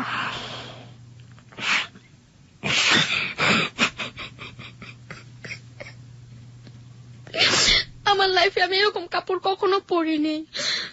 যেখানে আমি ডান্স করতাম, চিন্তা করতাম যে আমি তো কখনো এরকম খোলামেলা ডান্স করিনি, আর কেউ আমার গায়ে হাতও দেয়নি। তো এইসব কাপড় পরে আমি কিভাবে রাস্তা দাঁড়াবো?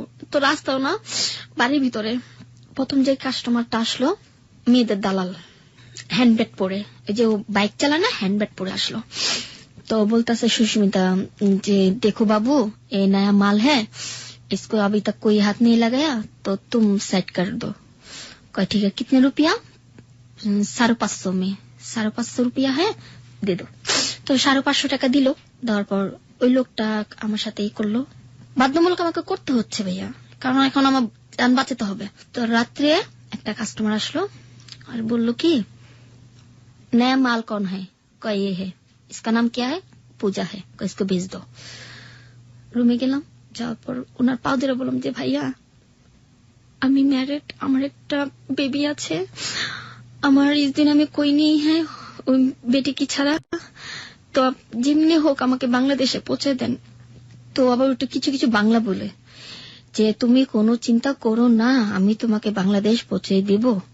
ও আবার এইভাবে কথা, মানে হিন্দি তো বলতে পারে না, কলকাতার ভাষায়। তুমি কেন চিন্তা করো না, আমি তোমাকে বাংলাদেশ পৌঁছে দিব। তো এক পর্যায়ে গেল কি, মানে এক এক দিনে আমি এক এক জন্মদিন পালন করি। মানে আমার তো জন্ম পরিচয় নিজেও জানি না। কাউকে বলে 1 বৈশাখ আমার জন্মদিন, কাউকে বলে জানুয়ারি মাসে আমার জন্মদিন, কাউকে বলে আমার 30 তারিখে জন্মদিন। তো ওখানে আমার 30 তারিখে, যেমন 2011তে আমাকে ওখানে নিয়ে যাওয়া হয়েছে, তখন ছিল কালী পূজা। তো ওখানে বললাম যে আমার 30 তারিখে বার্থডে হ্যাঁ, তুমি কি आओगी? তো ছেলের নাম ছিল আবার পাবন। কাহা आओगी না, তুমকো শাদি করুঙ্গি। মনে মনে কই কি কেউ কি আর বিয়ে করবো খারাপ মেয়েদের? এরা মনে আমার লাইফটা তাহলে সুন্দর হয়ে যেত যে খারাপ মেয়েদের যারা বিয়ে করে। তো আসছে, আসার পর সিঁদুর নিয়ে আসছে, মঙ্গলসূত্র নিয়ে আসছে, শাড়ি নিয়ে আসছে আমার জন্য। কোন ছেলে? যে ছেলেটার আপনি পা ধরে কান্নাকাটি করলেন? ও আমাকে বিয়ে করার জন্য। বিয়ে করতে চাই আপনাকে? হ্যাঁ, বিয়ে করতে চায়। বিয়ে করে মানে এইসব ব্যবসাতে নামানোর জন্য, ওদের এটা ব্যবসা। বিয়ে করে ব্যবসাতে নামাবে ঠিক বুঝলাম না। মানে ওখানে একটা নিয়ম হলো ইন্ডিয়াতে, আপনার কলকাতাতে ভাইয়া আপনাকে বলি যে ছোট ছোট মেয়েদের এইসব পথে নামা দেয়, যদি কাজ না করে তাহলে মারধর করে। আমি যেটি দেখে আসছি সেটা, যদি আমি আমার হাতে মোবাইল ছিল না, নাহলে ভিডিও করে আপনাকে দেখাইতাম, ছোট ছোট পিচি পিচি মেয়েদের এসব কাজ করানো হয়, এই প্রস্টিটিউশন। হ্যাঁ। তো বিয়ের সাথে এটা সম্পর্ক কি? মানে বিয়ে করে ওদের লাইফে নিয়ে যাবে, ওরা আবার এই ব্যবসা নামাই দিবে, মানে বৈধ একেবারে বউ হিসেবে। বউ হিসেবে বউ কাজ করবে, স্বামীরা বসা খাবে। ওকে। যেমন তানিয়া বসা বসা কাজ করে, স্বামী খায়। তানিয়ার অনেকগুলি হাজবেন্ড, হিসাব নেই। এরকম প্রতি রাতে এরকম করে একটা করে কাস্টমার আসে, আমাকে পছন্দ করে, কেউ বিয়ে করতে চায়, কেউ আমাকে নিয়ে যাবে, কেউ আমাকে এখান থেকে মুক্তি করবে, কিন্তু কেউ পারে না। ওই তানিয়া বলতেছে প্যার করতি হো, রন্ডি গো কই প্যার করতি হ্যাঁ, ऐसे বলতি। তো যখন বললো যে ভাইয়া রন্ডি, তো আমি আবার সে বকা বুঝি না। তো ওই যে ঢাকার ভিতরে বকাবকি করতো মেয়েরা। তো এক পর্যায়ে দেখা গেল ওই ছেলেটা আসছে, আসার পর আমাকে টয়লেটে রেখা দিচ্ছে। তো ডেকে রাখার পর আমাকে উলঙ্গ করে, শরীরে কাপড় নেই, টয়লেটের ভিতর ঢেকে রেখেছে কে? তানিয়া। তানিয়া আমাকে ভিতরে আটকে রাখছে, কাউকে দেখতে দেবে না আমাকে। আটকে রাখছে। আটকা রাখার পর তো ওই ছেলে জিজ্ঞেস করতেছে পূজা কাহা হ্যাঁ, এক লড়কা কে সাথ ও ভাগ গিয়া, আবি নেই আয়েগি, ও ভাগ গিয়া বাংলাদেশ চলে গিয়া। আমি কিন্তু সব শুনতেছি বাথরুমে বসে বসে। তো আমি চিল্লাইতেছি, কি আমার চিল্লান শুনে না। তারপর যে দেখা গেল কি বাইরে পুলিশ হাঁটতেছে। পুলিশ হাঁটার পর ভাইয়া আমি আবার কি করছি, হাতে মিদে উন্না পেঁচে, আমি খুব মানে আমার জিদ প্রচন্ড রাগ, এত জিদ উঠলে মানে শরীর ঠান্ডা হয় না, এত রাগ। তো হাতে মধ্যে উন্না পেঁচে আয়না মধ্যে ঘুষা মারছি। ঘুষা মারার পর আয়না বাইরে দিয়ে ছিটা পুলিশের মাথায় পড়ছে। আমি বলছি যে বাঁচাও বাঁচাও বাঁচাও, আমাকে এখানে যেভাবে হোক আমাকে বাঁচাও। তো পুলিশ মরে গেছে যে अभी अभी इस रूम से कोई लड़की आवाज कर रही है मुझे बचाओ बचाओ बचाओ, कौन है लड़की? আল্লাহ পরে বাথরুমে থাপড়াইতেছে, বাথরুম খুলে দেয়, আমি পুরো উলঙ্গ, আমি এভাবে বসে রয়েছি ভাইয়া। তো বসার পর ওই লোকটা বলতেছে এই লড়কি মালকিন कौन है? আলম বললাম জি ভাইয়া ও লড়কি है, बांग्लादेश में इसका नाम तानिया बेगम है, आया इसका नाम सुष्मिता है, ठीक है। পরে বললো যে তোমাকে কত টাকা থেকে আনছে? আমি বলছি 21,000 টাকা দিয়া। তোমার ঢাকায় কে কে আছে, বাংলাদেশে কে কে আছে? আমাদের কি বলতো জানেন? বেঙ্গুলি। ये लड़की बेंगुली है, कितने रुपया में खरीदने लिया? 21,000 में। तुम कौन कौन है? मैंने बोला मेरे दुनिया में कोई नहीं है, मेरी एक बेटी है, আমার একটা মেয়ে আছে, ওই মেয়ে আমার সবকিছু, আমার আপন বলতে কেউ নেই। তো ওনারা কি করলো, আমাকে কাপড় পেঁচাইয়া থানায় নিয়ে গেল। থানায় নিয়ে গেল, ওই মেয়েরও নিয়ে গেল, ওই মেয়ের লগে যে ছেলেটা ছিল ওই ছেলেটাও নিয়ে গেল, আরেকটা মেয়ে ছিল বাংলাদেশের, ওই মেয়েরও নিয়ে গেল। ওই যে মেয়েটা নিয়ে গেছে ওই মেয়ের নাম ছিল আবার কথা ছিল। ওই মেয়েটা মনে করেন বাংলাদেশেতে এতটুকু কালেতে মেয়েটা নিয়ে এসে এই অবস্থা করছে। তো ওর কি ফ্যামিলি ছিল বাংলাদেশে? হ্যাঁ, আর সব ছিল। কিভাবে নিয়ে আসলো ওকে? ওকে চাকরির কথা বলে, কাজের বাসা বাড়ি কাজের কথা বলে নিয়ে আসছে। আসা মনে করেন এখন ওর 12 বছর হয়ে গেছে, বিয়ের বয়স হয়ে গেছে। মানে ও যখন সাবালিকা হয়নি তখন থেকে ওখানে ওকে রেখে এখন এই কাজ করাইছে। পারভার্টনেস যে কত মারাত্মক হতে পারে বলার কোনো ভাষা নেই, কি মন্তব্য করবো খুঁজে পাচ্ছে না এবং ব্রেন কাজ করছে না। তারপরে আপনার থানায় নিয়ে গেল। থানায় নিয়ে যাওয়ার পর আমাকে থানার ভিতরে টর্চার করতেছে মহিলাটা, যে রান্ডি তোর লিগা আজকে আমার সপ্তাহের লাইফটা নষ্ট হইব। হ্যাঁ, তানিয়া আমাকে মারতেছে, আর ওই লোকটা আমার মারতেছে। ওই লোকটার নাম ছিল বাবু। কোন লোকটা এটা? ওই যে তানিয়ার হাজবেন্ড। ওটা কিন্তু ওর আসল হাজবেন্ড না, নকল। মানে টাকার জন্য ওকে রাখছে। তো তানিয়া ওখান থেকে আমাদের মেডিকেল রিপোর্ট করাইলো। সকালবেলা আমাকে কোর্টে নিয়ে যাবে, দমদম কোর্টে। ওটা ছিল আপনার বারাসাত থানা, ইন্ডিয়ার 1 নম্বরই বারাসাত থানা। তো ওখান থেকে নিয়ে গেল, আমাদের মেডিকেল রিপোর্ট করাইলো। আমাকে জিজ্ঞেস করলো যে তুমি কি প্রেগনেন্ট? আমি কই না। তুমি কোন মাসে কি হয়েছিল সব ভাঙা বলো। আমি বলছিলাম না আমি হই না, আমার শরীর বন্ধ আছে। 5 বছরের জন্য আমি যেটা করছি যে আমার সন্তান হবে না, যে সবার সাথে তো এই কথা, 5 বছরের জন্য আমার সন্তান হবে না, এটার জন্য ব্যবস্থা করে নিয়েছিলাম। তো ওনাদের আবার বলিনি যে আমার কোনো রোগ নেই। আমি একটু থামাচ্ছি আপনাকে। আপনি যেই সন্তান বিরতিকরণ যে ব্যবস্থা আপনি গ্রহণ করেছেন, এটার পরে আপনি এক ধরনের ওয়ার্ড আছে ইংরেজিতে সেফ সেক্স বলে, যে নিরাপদ যৌন সম্পর্ক, আপনি নিশ্চয়ই জানেন এটা। এই যে আপনি যেটা বর্ণনা দিচ্ছেন, যে ধরনের কাস্টমারদের সাথে আপনি মিশতেন, তাদের সাথে কি আপনার সম্পর্কটা নিরাপদ ছিল? কারণ আপনি নিশ্চয়ই এইডস রোগের কথা জানেন, বিভিন্ন ধরনের রোগ হওয়ার সময়, কারণ একজন মানুষের শরীরে যদি এই অসুখগুলো থাকে তাহলে ওটার যে ভাইরাসটা আছে সেটা ফ্লুইড দিয়ে আপনার শরীরে প্রবেশ করতে পারে। কিন্তু একইভাবে আপনার শরীরে যদি সেটা থাকে, যারা আপনার সাথে কাজটা করছে, আপনার শরীরে ফ্লুইডটা তাদের শরীরে প্রবেশ করে, তাহলে তাদের ওই ভয়াবহ রোগটা হতে পারে।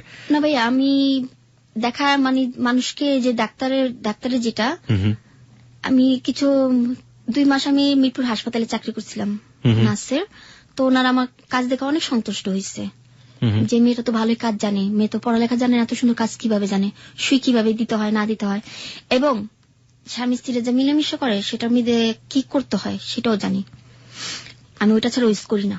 মানে আপনি যে সম্পর্কটা ছিল আপনার, সেটা নিরাপদ সম্পর্ক ছিল আপনার ধারণা মতে। ওকে, ঠিক আছে। হ্যাঁ, তারপর কি হলো ইন্ডিয়াতে? তারপর আপনার ইন্ডিয়াতে ওখানে আমাদের নিয়ে গেল দমদম কোর্টে, বারাসাত কোর্টে নিয়ে গেল। বারাসাত কোর্টের থেকে কোর্টের ভিতর আমার ইচ্ছা মতো মারতেছে।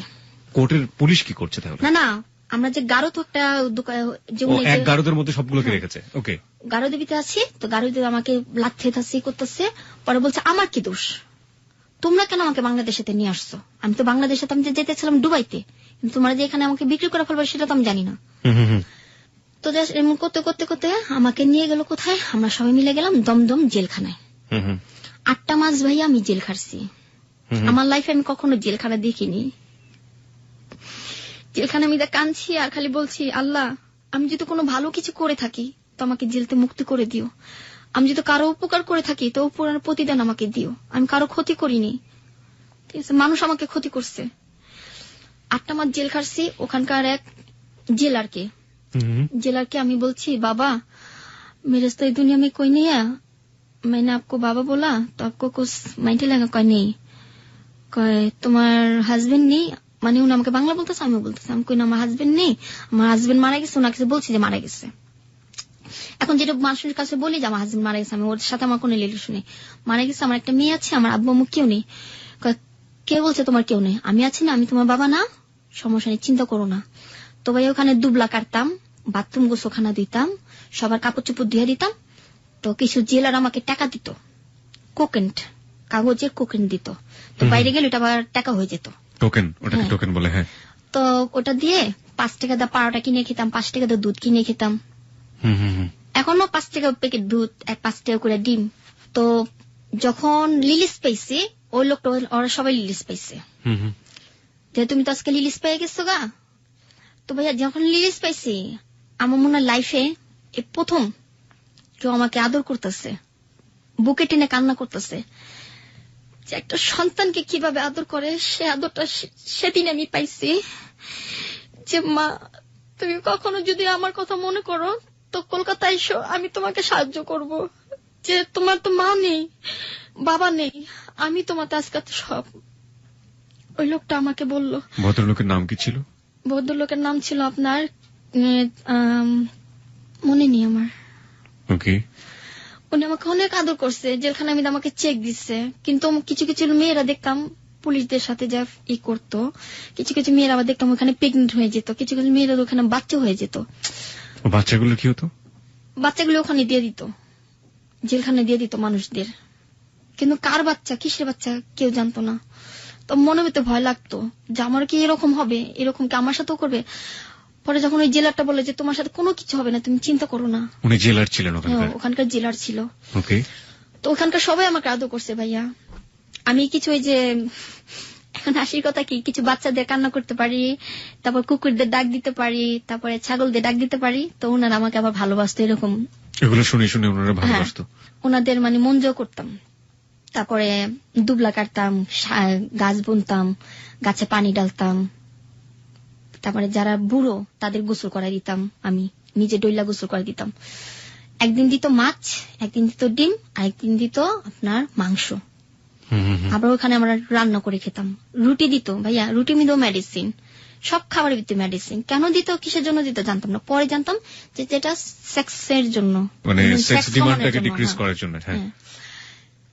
তো যখন আমি লিলিস পাইছি, জেলাটা আমাকে ধরে অনেক কান্না করলো, যে বলল যে যখন তোমার প্রয়োজন পড়বে তুমি আমাকে বলো, আমি তোমাকে বাংলাদেশ থেকে এখানে নিয়ে আসবো আমার কাছে রাখার জন্য। কিন্তু ভাই আমি আর যেতে চাই না। তখন এখান থেকে লিলিস পাইছি, ওই মহিলাটা যে তানিয়া বেগম, সে আমাকে বলে তোকে তো বাংলাদেশে পাঠানো হবে না, তোর কিডনি বেচবো, চোখ বেচবো, তারপরে টাকা ঋণ শোধ করবো। আমি যখন শুনি যে আমার কিডনি বিক্রি করা হবে, চোখ উঠানো হবে, তখন আমি ভাবি যে আল্লাহ, আমার মনে হয় লাইফে মনে আমার মেয়েকে আর দেখতে পারবো না এই চোখ দিয়ে, আমার মেয়েকে মনে হাত দিয়ে আমি আদর করতে পারবো না। তখন দৌড় পেরে হাওড়া ব্রিজ আছে না, ওইখানে চলে যাই। তখন গিরি গিরি শীত, বৃষ্টি পড়তেছে, শৈলে কাপড় নাই, এভাবে কোকড়া হয়ে কাঁদতেছে। তো যেদিন আমরা ছাড়া পাই, ওদিন ওই লোকটা ছাড়া পায়। ঠিক আছে, আমি আমার টিপসই এখনো মানে দেখাইছি। তো বলতেছে, মানে বাংলা কথা বলতেছে, এই মেয়ে তুমি কাঁদতেছো কেন? আমি কই ভাইয়া একটা রাতকে আপনার বাসা আমাকে রাখবেন, খুব বিপদ, আমি একটা মেয়ে হয়ে কোথায় যাব, যদি কেউ আমাকে মেরে ফেলে, কেউ যদি আমাকে নিয়ে বিক্রি করে ফেলে। আবার তুমি কি জেলে থেকে ছাড়া পাইছো? আমাকে হ্যাঁ ভাই, এই যে আমার হাতে টিপসই আছে, আমি জেলে থেকে ছাড়া পাইছি। আমিও তো আজকে জেলে থেকে ছাড়া পাইছি। ওর নাম ছিল আবার আশিক। ও আবার বলতেছে যে চলো আমার বাসায়। তো ভাইয়া ওর রুম দেখে আমার লাইফে আমি এত বড় রুম দেখিনি। এই যে রুমটা আমার জন্য, আর পাশের রুমটা হলো ওর। কিন্তু ও যে আমার গায়ে হাত দিবে এটা পর্যন্ত করেনি, বোনের চেয়ে বেশি দেখছে। বাংলাদেশের রান্না করে যে খাওয়াইছি ভাইয়া, ওর লাভার সাথে আমাকে কথা বলাইছে। ওর লাভার বলতেছে যে বোন তুমি চিন্তা করো না, ও তোমাকে যেভাবে হোক পৌঁছায় দিবে বাংলাদেশ, তুমি বাংলাদেশ চলে যাও, এখানে থাকলে কোন একটা বদ্ধ মেয়ে এখানে থাকলে খারাপ হয়ে যাবে। তো ভাইয়া একটা নাম্বার ছিল আমার। কার নাম্বার ছিল জানেন? আমার ওস্তাদের নাম্বার। কোন ওস্তাদ? নাচের ওস্তাদ? হ্যাঁ, নাম হলো সুমন। হ্যাঁ। ওনার নাম্বারটা মনে ছিল, আমার কারো নাম্বার মনে ছিল না। ওস্তাদের সাথে কথা বললাম। এই ওস্তাদ যেও আপনাকে শারীরিক সম্পর্ক থেকে বাদ দেয়নি? না, উনি আমার সাথে কিছু করেনি। কিছু করেনি? না, উনি আমাকে বোনের মতো দেখছে। ওকে। এখনো সেটা দেখে। আমি ফোন দিলাম, ওস্তাদ আমার জন্য কাইন্দা দিচ্ছে যে তুই কবে আসবি বাংলাদেশে। ওস্তাদ আপনি যেমনে পারেন আমার জন্য কিছু টাকা পাঠান। কয় টাকা তো এখান থেকে পাঠানো যাবে না, তুই এক কাম কর, ওনারকে বল তোকে টাকা দেওয়ার জন্য। তো যাকে আমি ভাইয়া বলছি উনি আমাকে 16,000 টাকা দিচ্ছে। 16,000 টাকা? হ্যাঁ, 16,000 টাকা দিচ্ছে, সব ইন্ডিয়ার টাকা। তো আমি তো ইন্ডিয়ার টাকা কত ভাঙলে কত হয় আমি সেটা জানি না। দেওয়ার পর বলতেছে এক মহিলার সাথে যাবা, উনি তোমাকে ওনার বাসায় সন্ধ্যার দিকে তোমাকে ওখানে পৌঁছে দিবে। বর্ডার ক্রস করতে পারতাছি না ভাইয়া, বর্ডারের মধ্যে সব খাড়া হয়েছে, কি জানি বিএসএফ। হ্যাঁ, বিএসএফ রা খাড়ানো। তো বিএসএফ রা খাড়ানো, তো উনি বলতেছে যে তুমি তো হিন্দি কথা পারো, তোমাকে জিজ্ঞেস করলে তুমি উত্তর দিও। আমাকে ঠিক আছে। তো খালি বাবার লোকনাথের নাম নিচ্ছি, আমি লোকনাথের খুব ভক্ত। তো বাবা লোকনাথ? হ্যাঁ। আপনি জানেন না আপনি হিন্দু না মুসলিম? না, আমি নিজেও জানি না। ওকে। আমি এখনো ওই যে দুর্গাপূজা আসলে দুর্গাপূজা মিদে শরিক হই, ডান্স করি, পূজা করি। কালী পূজার মিদে যোগান দেই। সবাই বলে যে তুমি কি হিন্দু, তুমি তো মুসলমানরা কখনো তো উড়ু করতে পারে না, তুমি কেন করো? আপনি ওটা করেন, আপনি মুসলিম যে রীতিগুলো সেগুলোও পালন করেন।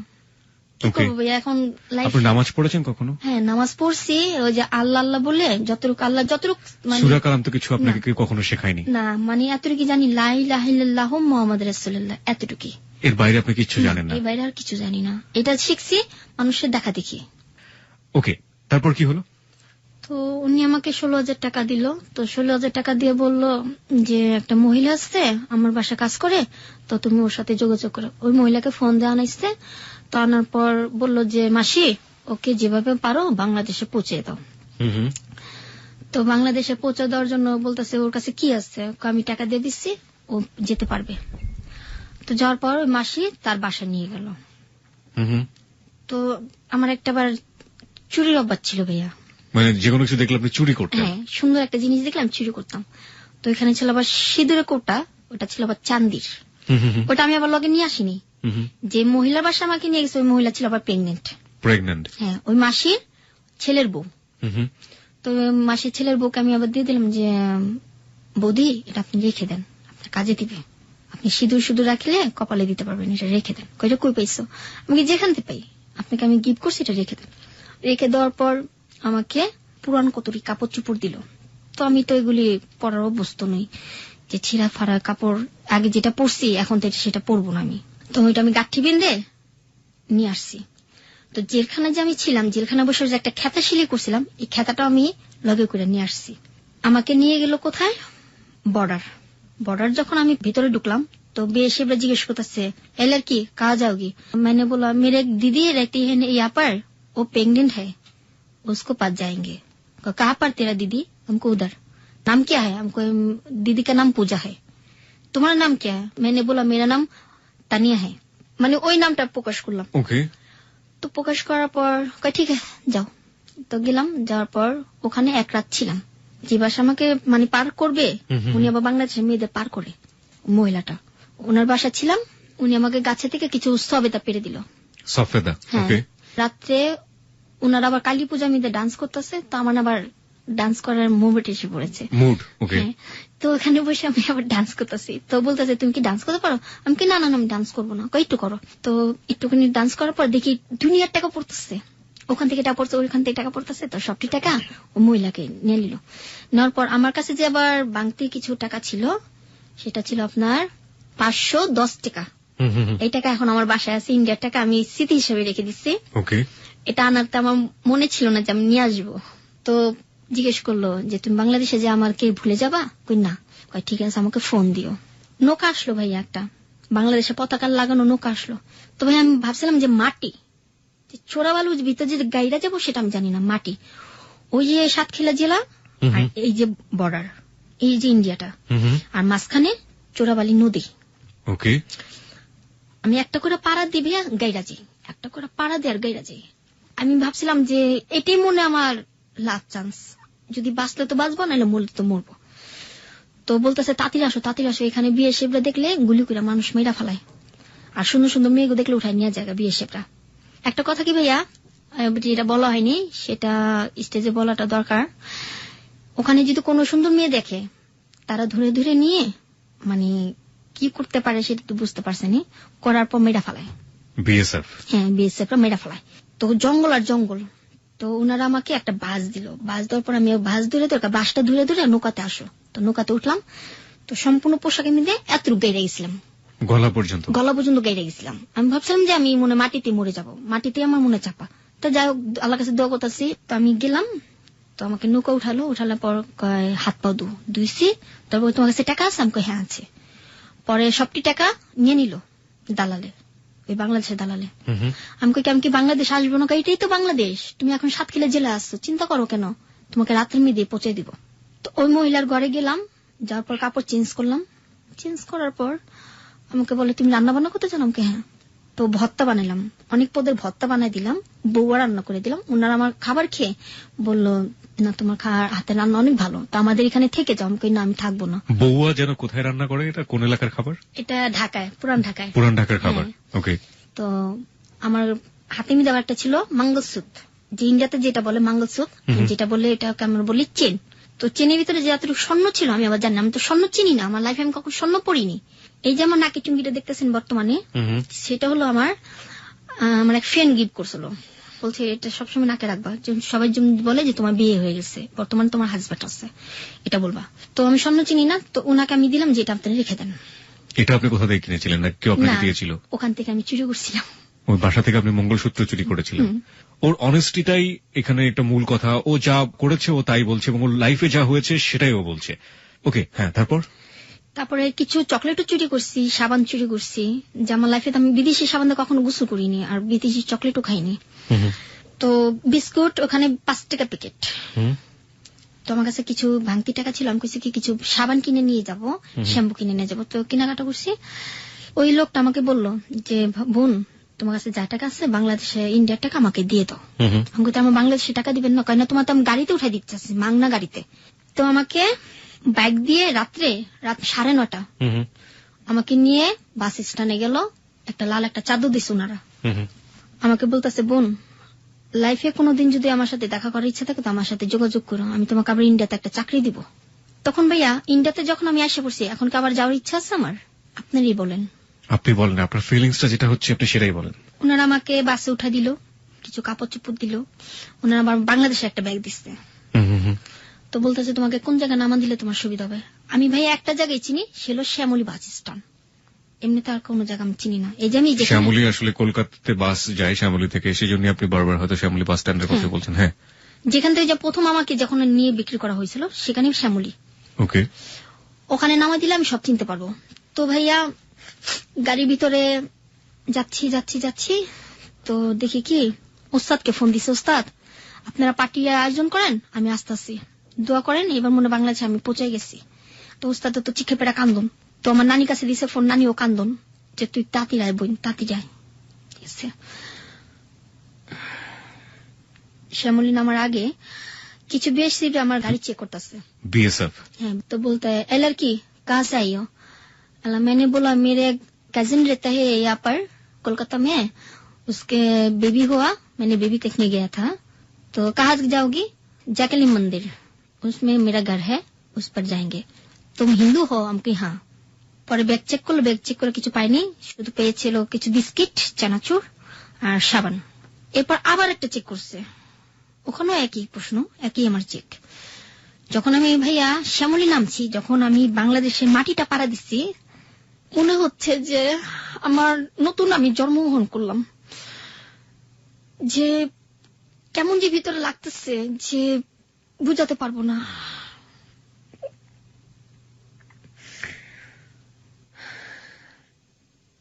आठ মাস পর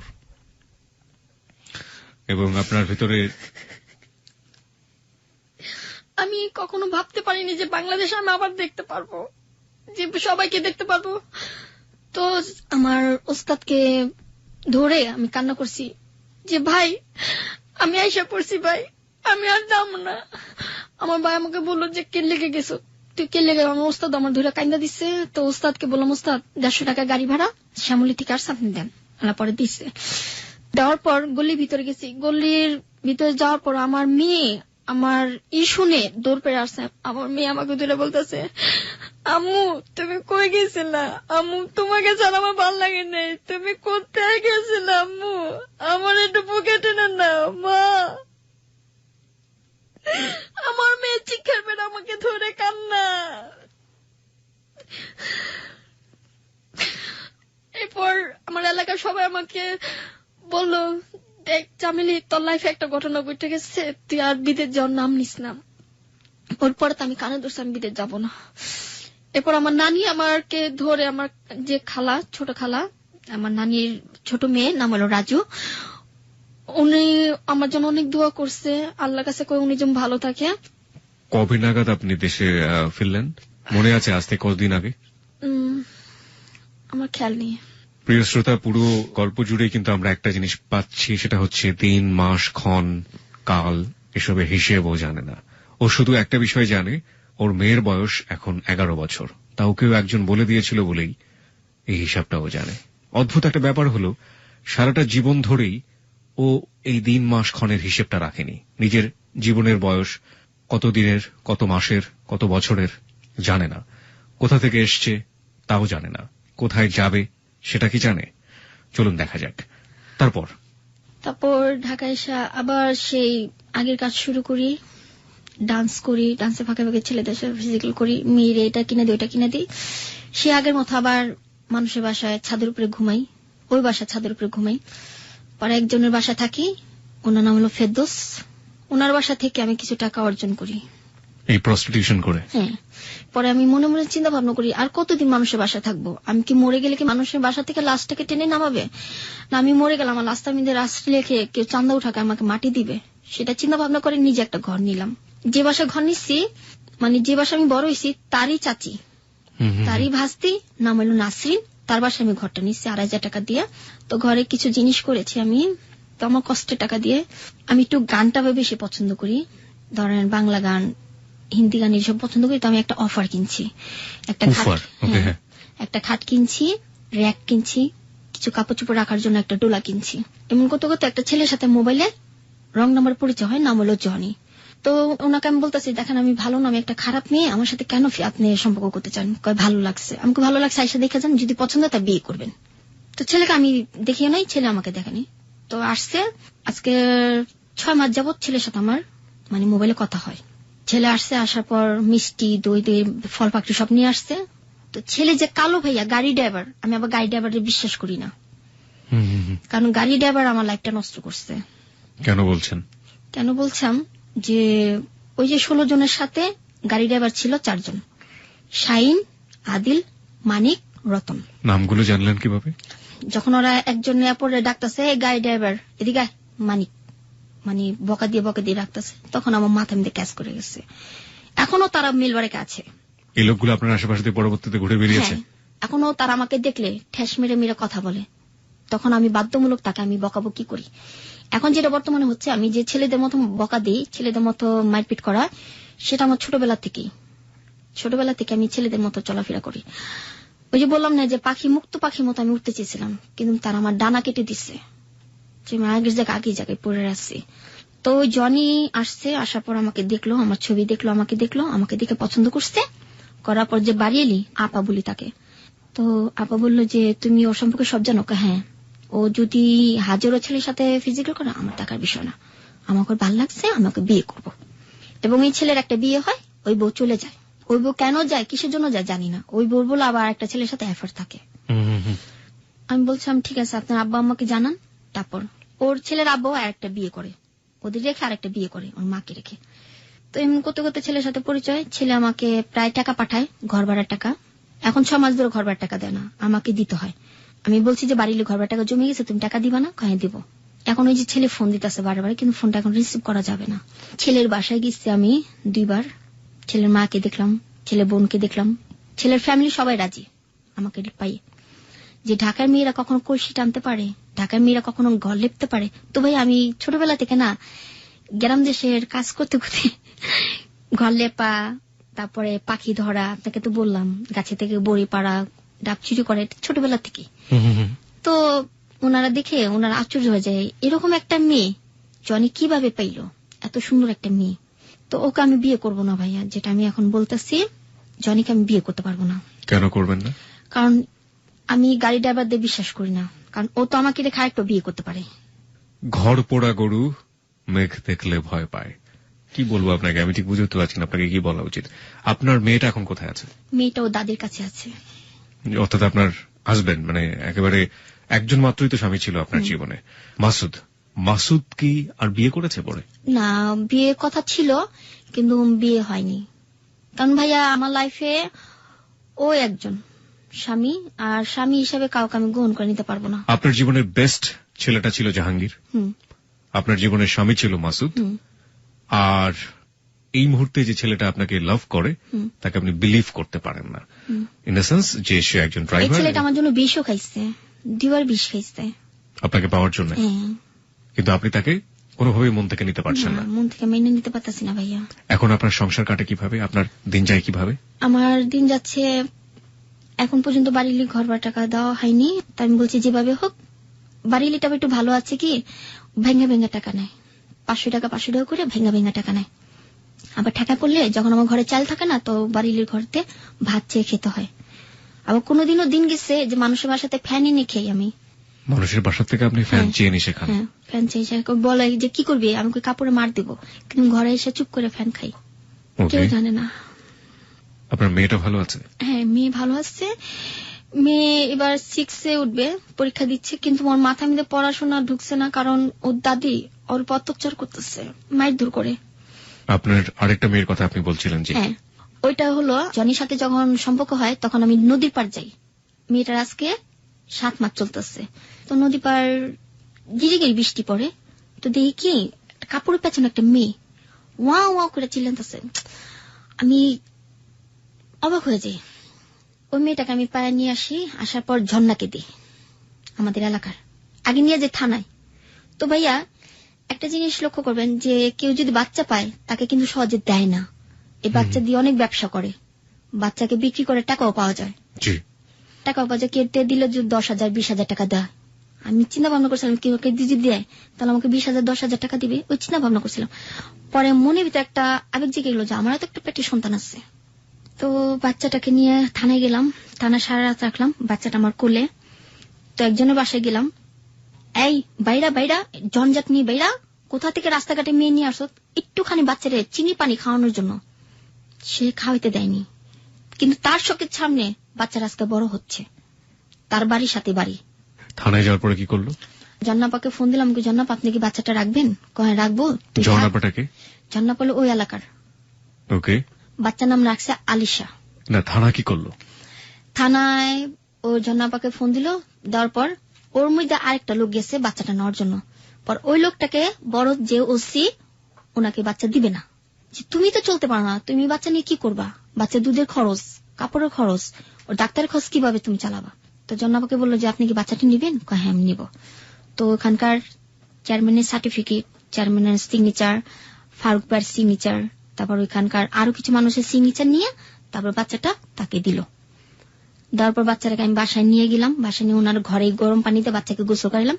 যে নাবিটার যে কেচি দিয়ে রাখে, নাবিটা এখন তুই পড়েনি, কাঁচা নাবিটা। এত ছোট বাচ্চা? এত ছোট বাচ্চা, একদিনকার বাচ্চা ফালাই দিয়ে গেছে নদীর পাড়ে। নদীর পাড়ে। কোন নদীর পাড়ে এটা? আর যে নদীর পাড়ে আমি গোসল করি, নামটা জানেন? হ্যাঁ, বুড়িগঙ্গা নদী। বুড়িগঙ্গা নদীর পাড়ে। গিরি গিরি বৃষ্টি ছিল, একটা কুকুর আমি পালি, কুকুরের নাম হলো আপনার কালী। ওই কুকুরটা আবার ওটা টানতেছে। ওকে। আমি ছোটবেলা থেকে কুকুর ভালোবাসি, তো আমি ভাবি কি টানতেছে, বাচ্চা মো করে শীতের ভিতরে দেখি এত সুন্দর একটা বাচ্চা, ভাইয়া বলার বাইরে। ছেলে না মেয়ে? মেয়ে। গ্রিক উপাখ্যানে অসাধারণ একটা গল্প আছে ফিনিক্স বার্ড নিয়ে। আপনারা নিশ্চয়ই জানেন, একটা ফিনিক্স বার্ড পৃথিবীতে জন্ম নেয় এবং এই ফিনিক্স বার্ডের কোনো প্রযোজন হয় না। অদ্ভুত একটা বিষয় হলো যে এই ফিনিক্স বার্ডটা যখন মারা যায় বা মারা যাওয়ার বয়স চলে আসে, তখন পৃথিবীর বিভিন্ন জায়গা থেকে সে খড়কুটো সংগ্রহ করে। খড়কুটো সংগ্রহ করার পরে ফিনিক্স বার্ডটা সেই খড়কুটোর মাঝখানে বসে, বসার পরে তারপরে সেই খড়কুটোর মধ্যে সে আগুন ধরিয়ে দেয়, এবং আগুন ধরিয়ে দেবার পর সেই ফিনিক্স বার্ডটা সেই খড়কুটোর মধ্যে ধীরে ধীরে পুড়ে ছাই হয়ে যায়, এবং সেই ছাই থেকে ছোট্ট আরেকটা ফিনিক্স বার্ডের জন্ম হয়। আজকের গল্পটা হচ্ছে সেটা, যে চামেলিকে আমরা পেলাম সেই চামেলির ইতিহাস আমরা জানি না, সেই চামেলি কোথা থেকে এসছে আমরা জানি না, সেই চামেলি এখন কেমন আছে সেটা আপনি জানলেন, সেই চামেলির ভবিষ্যৎকে আমরা জানি না। এরই মাঝে আরো একজন চামেলির দেখা হয়তো আমরা পেয়ে গিয়েছি। সমাজ তাকে চামেলি বানাবে নাকি কি বানাবে সেটাও আমরা জানি না, কিন্তু আরেকটি ফিনিক্স বার্ডে জন্ম হয়ে গেছে এবং সেটাও চামেলির হাতে। চামেলি, একটু বলবেন যে আপনার মূলত পেশা তো এখন প্রস্টিটিউশন, আপনি এটা করেই জীবিকা নির্বাহ করছেন। কি পরিমাণ টাকা রোজগার হয় আপনার প্রতি মাসে? আমি বললাম না ভাইয়া যে এটা আমার টাকা চলে না, এই টাকাতে আমার সংসার চলে। কারা মূলত আপনার কাস্টমার? যারাই আমাকে ফোন দেয় তাদের সাথে আমি চলে যাই। যে কোনো রিক্সা ড্রাইভার, যে কোনো কেউ হতে পারে? না, রিক্সাদের সাথে আমি কখনো। মানে কি ধরনের লোকদের সাথে আপনি মিশেন? ধরেন ব্যবসায়ী, খুব বড় শিল্পপতি, তাদের সাথে। কয় টাকা দেয় আপনাকে? কেউ যদি সারাত রাখে 1000 টাকা দেয়, কেউ সারাত রেখে 2000 টাকা দেয়, কেউ রেখে আবার 1500 টাকা দেয়, কেউ আবার 500 টাকা দেয়। সেটা তো আমার হয় না। আপনি কোনো ড্রাগ নেন? টু বি অনেস্ট, না। আপনি কখনো কোনো ড্রাগ নেননি এবং আপনি নেনও নেন না? না। কত টাকা লাগে আপনার প্রতি মাসে চলার জন্য? প্রতি মাসে আমার 5000 টাকা লাগে। 5000 টাকা দিয়ে আপনার বাড়ি ভাড়া, আপনার মেয়ের খরচ, আপনার খরচ সহ হয়ে যায়। হ্যাঁ। আপনি কোনো কাজ খুঁজেছেন এই সময়ে?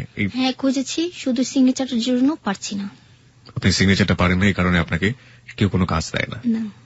আপনি কি ধরনের কাজ পেলে কাজ করতে পারবেন? আমার আশা আছে আমি সেলাই কাজ শিখবো। আপনি কোথাও কোনো এনজিওতে, কোনো সংস্থাতে যোগাযোগ করেছেন? না, কাগজ দিয়েছিল সেলাই কাজ করার জন্য, শেখার জন্য, কিন্তু ভাইয়া আমি যে শিখবো, আমি বলছিলাম যে নিজে কিছু করব, অন্য কারো ঘরে যাব না, নিজের ঘরে একটা সেলাই মেশিন করলে আমি নিজে থাকবো, এই ব্যবস্থা করেছিলাম, কিন্তু পারিনি। কেন পারেননি? কারণ ভাই এখন যে পরিস্থিতি বোঝা যাচ্ছে যে আমি অনেক টাকা ঋণ আছি, আমার একটা সমস্যা আছে, ডাক্তার ওষুধ খাচ্ছি অবশ্যই। তো ভাইয়া আপনাদের কাছে একটাই দোয়া, যে আমার জন্য দোয়া করবেন যে আমি বেঁচে থাকি। কি সমস্যা আপনার? কি? আমার বাম পাশে মাঝে মিতে খুব ব্যথা করে। ডাক্তার কিছু বলেছে আপনাকে? ডাক্তার এক্সরে করাইছিল, তো এক্সরে করার পর কাগজ এখন তো আমাকে দেয়নি, তো বলছে তোমার নানি আছে, আমাকে আছে, তোমার নানিকে পাঠাই দিও। তো কি রোগ আমি সেটাও জানি না। আমার একটু মাথার সমস্যা আছে, এই যে মাথার ডাক্তি দেখতে পারতেছেন, প্রচন্ড মাথা, জিদ উঠলে মাথা খুব হয়ে যায়, হট হয়ে যায়। আপনার মাথার দাগটা কিসের? সে যে বাসায় আমি বড় হয়েছি, তার একটা পাগল ছেলে ছিল, সে আমাকে ছাদেতে ঢাকাতে ফেলে দিয়েছিল। তারপরে আপনার মাথায় গিয়ে এরকম আঘাত লাগে? টিন ঢুকে গেছিল মাথার ভিতরে, তারা আমাকে হাসপাতালে নিয়ে যায়নি। আমি যখন আমার জিদ উঠে, মানুষের সাথে ঝগড়া করি, তখন আমার মাথা ব্যথা উঠলে আমি অজ্ঞান হয়ে পড়ে যাই, খিস্তি উঠে যায় আমার। ওকে, আপনার কিছু বলার আছে হ্যালো 8920 শ্রোতাদের কাছে? আমার শুধু একটাই কথা বলার ভাইয়া, যে আমি হ্যালো 8920 তে আসার একটাই কারণ, যে মা, আমি যদি তোমার মেয়ে হয়ে থাকি, শুধু একবার আমার সাথে দেখা করো। বাবা, আমার বাবা যদি একটু বেঁচে থাকে, তো বাবা আমার বুকে টেনে বলো যে আমার মেয়ের আমি পাইছি। আমার আর কিছু দরকার নেই, শুধু আমার মাকে চাই, আর আমার বাবা আমার জন্ম পরিচয় কি সেটা আমি দেখতে চাই। আমার বাবাকে আমি জানি না, আমার মাকে সেটাও আমি জানি না, আমার মা কেমন ছিল সেটাও আমি জানি না। মানুষের ছোটবেলা জন্ম নেয়, মার বুকে দুধ খেয়ে বড় হয়, কিন্তু আমি বুকে দুধ খাইতে পারিনি, আমি বার খেয়েছি।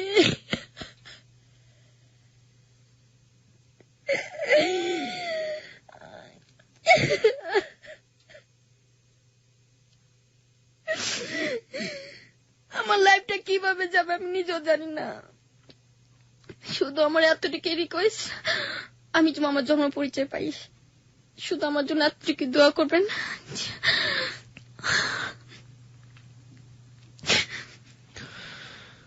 আমরা জানি না প্রিয় শ্রোতা, ও যেটা চেয়েছে সেটা আদৌ আমরা দিতে পারবো কিনা। এখানে লাখ লাখ মানুষ শুনেছেন, আমরা পুরোপুরি মিস্ট্রি হিসেবেই রেখে দিলাম ওর জন্মের ওই পার্টটুকু।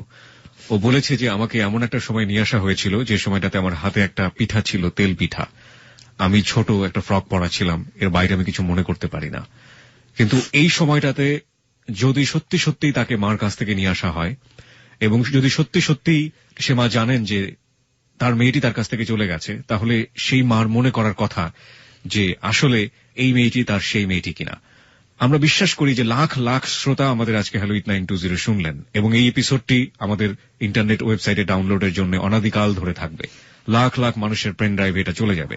আপনারা যদি কেউ কোনো মায়ের সন্ধান পান এরকম, যে মা তার সন্তানকে ছোটবেলাতে ভাবে হারিয়েছে কিংবা কোনো ঘটনার প্রেক্ষাপটে অন্য কারো কাছে দিয়ে দিয়েছে, সেই মাকে খোঁজ করবেন, সেই মাকে খোঁজ করে আমাদের কাছে জানাবেন। সেই বাবাকে খোঁজ করবেন, সেই বাবাকে খোঁজ করে আমাদের কাছে জানাবেন। আমরা ঘটনার পুঙ্খানুপুঙ্খ বিশ্লেষণ করে যদি দেখি যে আজকে যে অতিথি চামেলি, তার সেই চামেলির শৈশবের সাথে সেই মা কিংবা বাবার হারিয়ে যাওয়া সন্তানের মিল রয়েছে, তাহলে চামেলিকে আমরা তার কাছে তুলে দেব। আমরা শুধু এতটুকুই করতে পারি, এর চেয়ে বেশি কিছু করার আপনাদের হাতে ছেড়ে দিলাম। যে চামেলিকে আসলে এই জীবনে থাকবে, হাজারটা চামেলি আমাদের এই সমাজে রয়েছে, আমরা কি একটা চামেলির জন্য কোনো কিছু করতে পারবো না? সমস্ত কিছু আপনাদের হাতে ছেড়ে দিলাম প্রিয় শ্রোতা। আমরা দেখেছি এখানে বর্ষা ইসলামের গল্প প্রচার হবার পর লাইন দিয়ে লোকজন দাঁড়িয়েছিলেন তাকে বিয়ে করবার জন্য। বিয়ে করা কোনো সমাধান নয়, শুধুমাত্র বিয়ে করেই সমাধান হবে না। এই মেয়েটির পুনর্বাসন খুবই জরুরি। আমরা বিশ্বাস করি না যে একজন চামেলিকে দিয়ে হাজারটা চামেলির অবস্থা পরিবর্তন হয়ে যাবে, তবে আমরা বিশ্বাস করি লাখো শ্রোতা এখানে রয়েছেন, তারা একটু একটু করে চাইলে একজন চামেলিকে সুস্থ এবং সুন্দর একটা জীবন দিতে পারেন। আমরা সেই বিশ্বাসটি নিয়েই আজকে হ্যালো 8920 তে চামেলির এই পর্বটি এখানে শেষ করতে চাই।